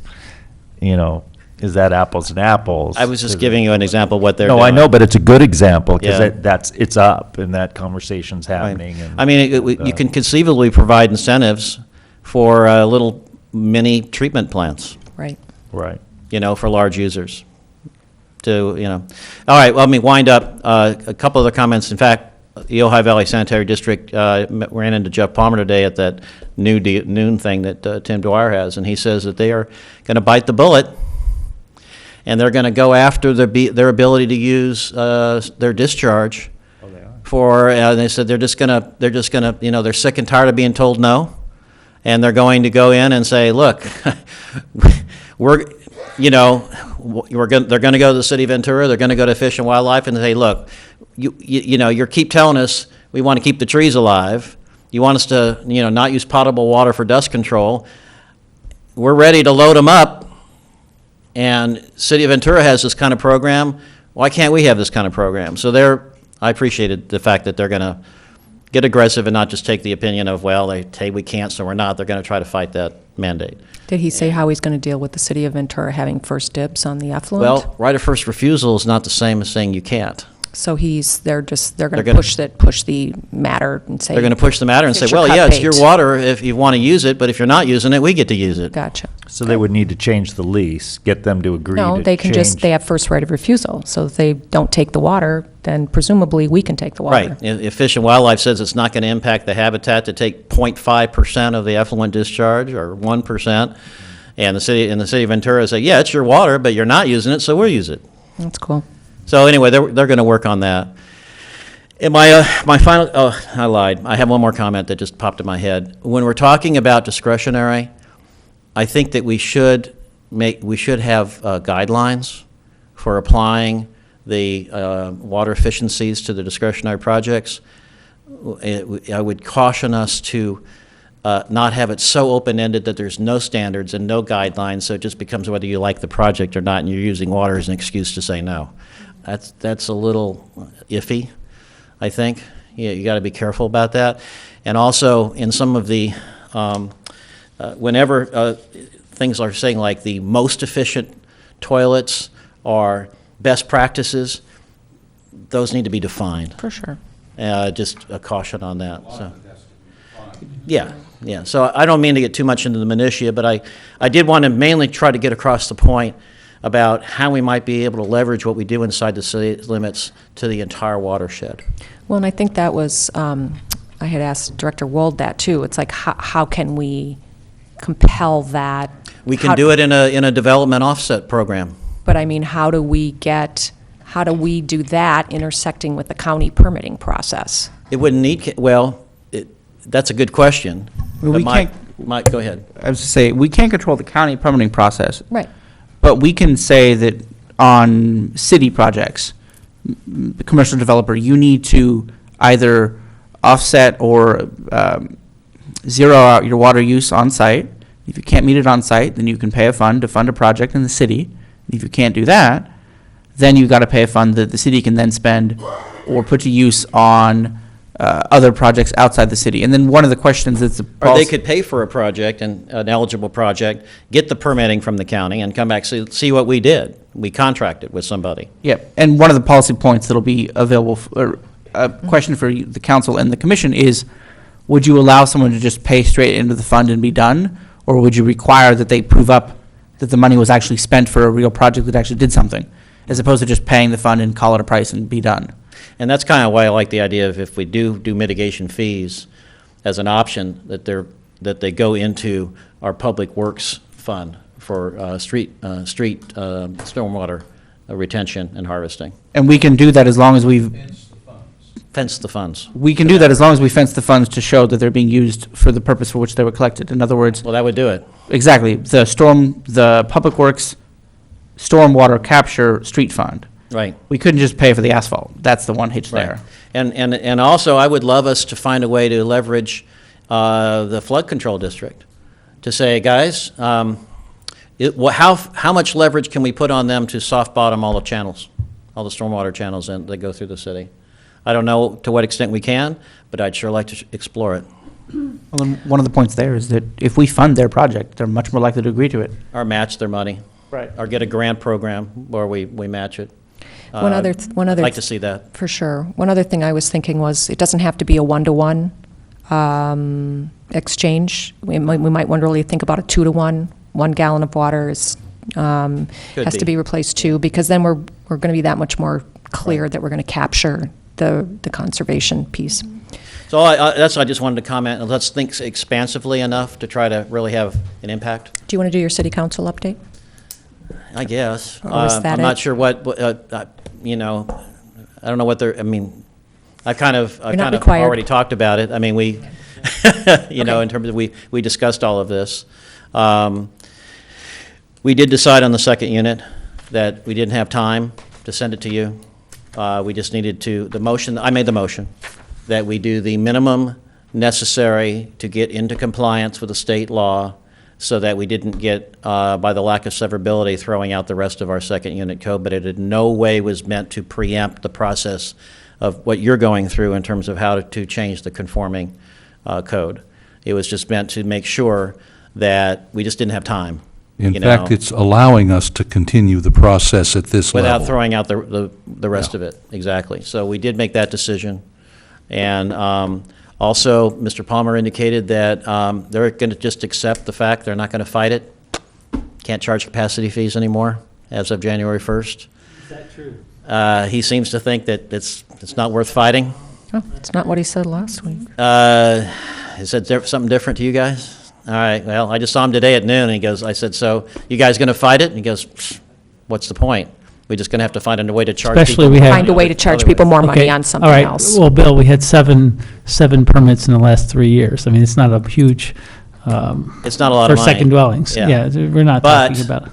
I am persuaded, as an individual council person, to advocate that we, you know, tell people, oh, by the way, it's going to be $15,000, $16,000 less for you to come back. Oh, yeah, and it's- go it's and a get a hu- non-conforming it's a permit. huge- So we ought to make yeah. another run at publicizing It's a huge it. obstacle to eliminate. Yeah, so I think we ought it's to gonna- extend the yeah. program to, because of Absolutely.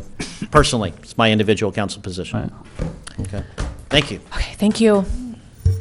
Okay, so we are moving on. And, okay,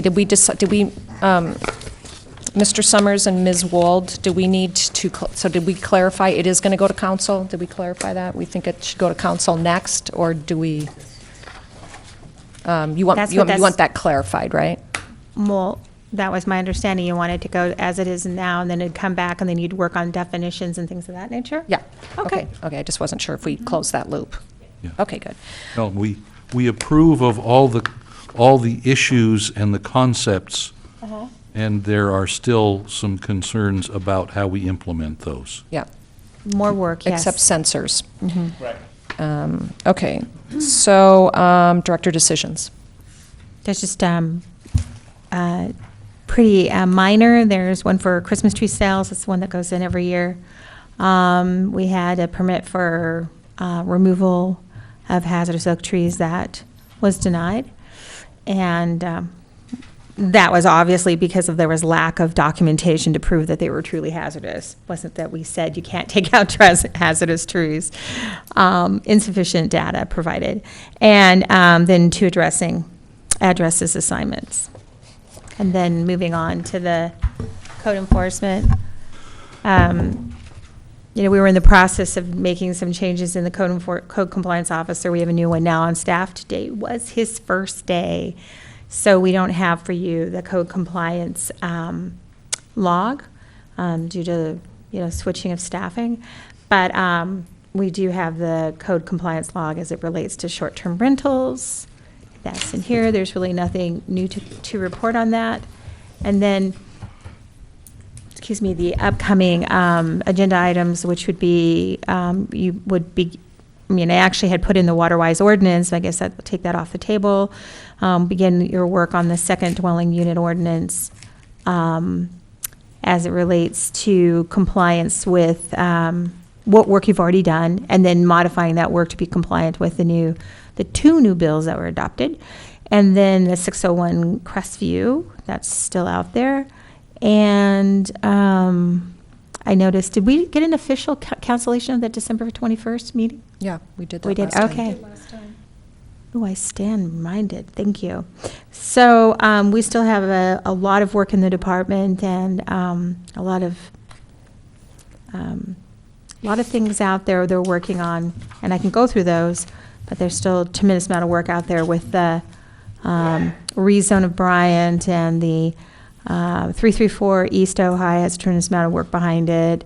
The 601 Pearl Street, we're coming pretty close to that. To that one moving forward.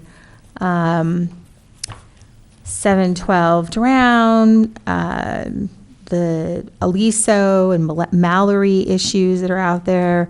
Then we have a couple of just minor things, 402, the North Blanche, which was a concept plan, and then the 815 Libby, an addition, and then the 1010 Fair Foothill. All of those, some of those minor ones are very anxious to come forward, and we'll try to move them to the extent that staff has the ability, as we do always, things that are homeowner, smaller type things like the 601, we do try to move those through fast, quickly. But they do need to have all their materials before we actually agendize them. I see a curious look on your face. Do you have a question for me? No, no curiosity that's kind of- whatsoever. My curious look. Yeah. Oh, what is it? Am I able to ask a question on these pending projects? Is there No. Sorry. no? Well, I mean, you can ask. Sure. Depends on the question. My question has to do with pending projects, when they come before us, and the timing of those with the discussion we're having on new water-wise building standards. So if the 3-in-1 unit comes up prior to, Well, all of these things have already been submitted into the city. got it, These will come under the existing zoning requirements. got it.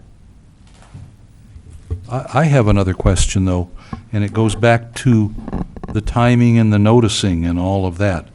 I think you said something about the deadline was yesterday for putting in something to the newspaper so they can publish it Friday, which is 12 days before Correct? the November 16th meeting. Correct. Okay. So as we sit here today and look at all these pending projects, you haven't noticed any of these in the newspaper yesterday. No, Is sir. that right? Yes, So sir. none of them are going to show up on November 16th? That's correct. Okay. And if you have noticed something to the newspaper, That's what he's talking about, Sherry. these individual cases, once you've noticed them, then you can put them up here in the chart. That's why the second unit ordinance is up on the top. Okay. That you're exactly right. And that's, I think, all my issues. Okay, so everybody look real quick at your liaison schedule, and I'm telling myself this because I missed the city council meeting that apparently I was the liaison to. So apologies, and I think due to that, we have no actual committee reports unless the Sustainability Committee has a report. I have a report on the building appeals meeting. Oh, you do? Oh, it says next meeting. No, They met today, Oh, it was today? Yeah. Okay, Was in fact at 1 o'clock today. and I went. lighten us. And they talked about the fire code, Okay. and the county fire marshal came and gave a presentation, and there's a lot of discussion about it, and then it all got continued to their next meeting because they couldn't decide on what they wanted to actually look at in the fire Okay. code. So that's still pending. Okay. Did they say thank when they you. were going to be meeting next? They were talked about meeting in 2 weeks, but I just noticed that I'm the next person in line, so I'm Yeah. just curious. Yeah. Okay. But they are also a Brown Act body, and you have to notice the paper, and you can't at this point. Was it noticed before? They're not, Or is it not even? no, they're just discussion items. Yeah, then there's no. Yeah, Oh, so they're not go for it. Their discussion doesn't require noticing the 10-day notice of the newspaper because it was just a discussion item, not a public hearing. Public hearings require 10 days' notice, which means a few more days for the newspaper to get it published and meet their deadlines. As a Brown Act body, the only requirement is 72 hours' notice for a regular meeting or 24 for a special meeting. And they never heard it. Because it's a discussion item, not a public hearing item, they're not going to make any decision? The commission may make decisions in, only certain things require public hearings, and I'm not that directly familiar with exactly what they're considering the building code. That will need a public hearing at some point. The issue today was The building code. was recommending to the city council adoption of what's Chapter the term sheet? 9. What they're doing is they're recommending to the Code. council a term sheet, not full adoption, is my understanding. The term sheet is just a discussion that doesn't need a public hearing. It'll go to council, then it'll have to go back to the BAB, then back to council. I see. Okay. Thank you. Thank you. And I wasn't at that meeting, so that's why the clarifications. Okay. We have a quick report from the Sustainability Committee. Well, I just wanted to mention that Commissioner Jagiello is no longer on the Sustainability Committee due to overcommitment. And so I'm this solo person, so I'm just opening it up to say that if, another or, up to 2 other commissioners want to join me, that they can. Well, the interesting thing, though, Kathleen, Mhm. is that this water-wise thing. It's is almost one we're doing it. It was the main focus of our Right. of our committees. So Well, that's true. I think we're already incorporating it. So Yeah. I think maybe this is just a question for Mr. Sommers if, wait, let me tell you, Stan. I don't know if you heard the comment that Chester or Commissioner Jagiello just made that he's no longer able to be on Right, the the- committee. Now it's me. And then he said, well, our focus was on water, and we're kind of doing that here, with the water-wise. how does that tie into what was approved or not, or, I can keep it going. If another commissioner wants to join me, that's great. Or is it something we just kind of sunset at the? The Sustainable Committee was tasked with, as a body from the Planning Commission. Right. So I think your question should be back to the Planning Commission. Okay. Do you still need to feel a need to have a committee doing on sustainability? And my understanding was that you are also going to be looking at things that had to do with other elements of sustainability. That's true. Which if you get into sustainability and you get into the general issues, they go much more global. Agreed. Like Councilman Wyrick was saying, much more Mhm. global, and including policies that should be adopted by the council. So, this was a much more lower level thing. Exactly. They're much a higher level, and so I don't think that There's not a conflict, or? I don't just- think so, but I okay. think, again, you need to talk to your body that's appointed you, and then if you have issues, we can always take them. I think the council's always receptive to Okay. us going back and making sure that you're on the right track, and Okay. whether or not it's something that should be looked at the general plan level or in your complete streets level, because there are a lot of global policies with sustainability. Right, all right. Well, then personally, I would like to keep it open. I guess at this point, maybe just slowing down a little bit just because we're working on this, but I would like to keep it going, and if there's another commissioner or 2 that wants to join me, then great. Well, I was going to bring up the point. If the thing we were going to work on was the water, and if we're already working on that, I'm already kind of in that mode Right. here. So maybe it's just a postponement, because right now Okay. I feel overly committed. But maybe Right. in 3 months from now, when we Okay. or in the beginning of the year, some of the things I'm doing right now will pass. All right, well, that So works for so I me. could If put it on the hold, commission yeah, is until- in agreement with that. Works for me. Yep. Okay. Okay. All right, cool. Good. All right, we're still going. Yes, Commissioner Corbin. About this meeting schedule. Yeah? The MAC meeting. Did we change it? Well, I don't remember what we did. She changed it, I thought. What you said last time, I wrote it down and I made the change. What? That is the change. I said that I couldn't. What? Oh, Mike. Mike. Oh, it's just on the You have agenda. to speak in the It's not on microphone. list, too. It's on the list. Oh, she couldn't make the Thanksgiving meeting, right. And so were we just, You can put me up there if you want. Sorry, I apologize. Let's see, what else do I have So- to do in November? they're not going to so wait, what, Chester? Just move me up to the 21st. Okay. I don't So mind. everybody's going to move up one. Okay, thank you, sorry. Okay, anything else for Switch the 2? the good of the Yeah, order? just switch the 2. You do 19th. We'll switch the 2. You got the 19th. Could I do the 16th of January, because the 19th is Christmas. The 19th is Christmas? And there's no holidays in January. It'll probably be canceled. Yeah, the MAC meeting will probably be canceled. Oh, the then I should 19th. take You should that take it. But if it's All not, if right, it's great. not, Give me the we'll work 19th. on it. We'll We'll work work it on out. it. We'll work it out. Perfect. Okay, are we all good? Okay, we're adjourned. That was a lot of work.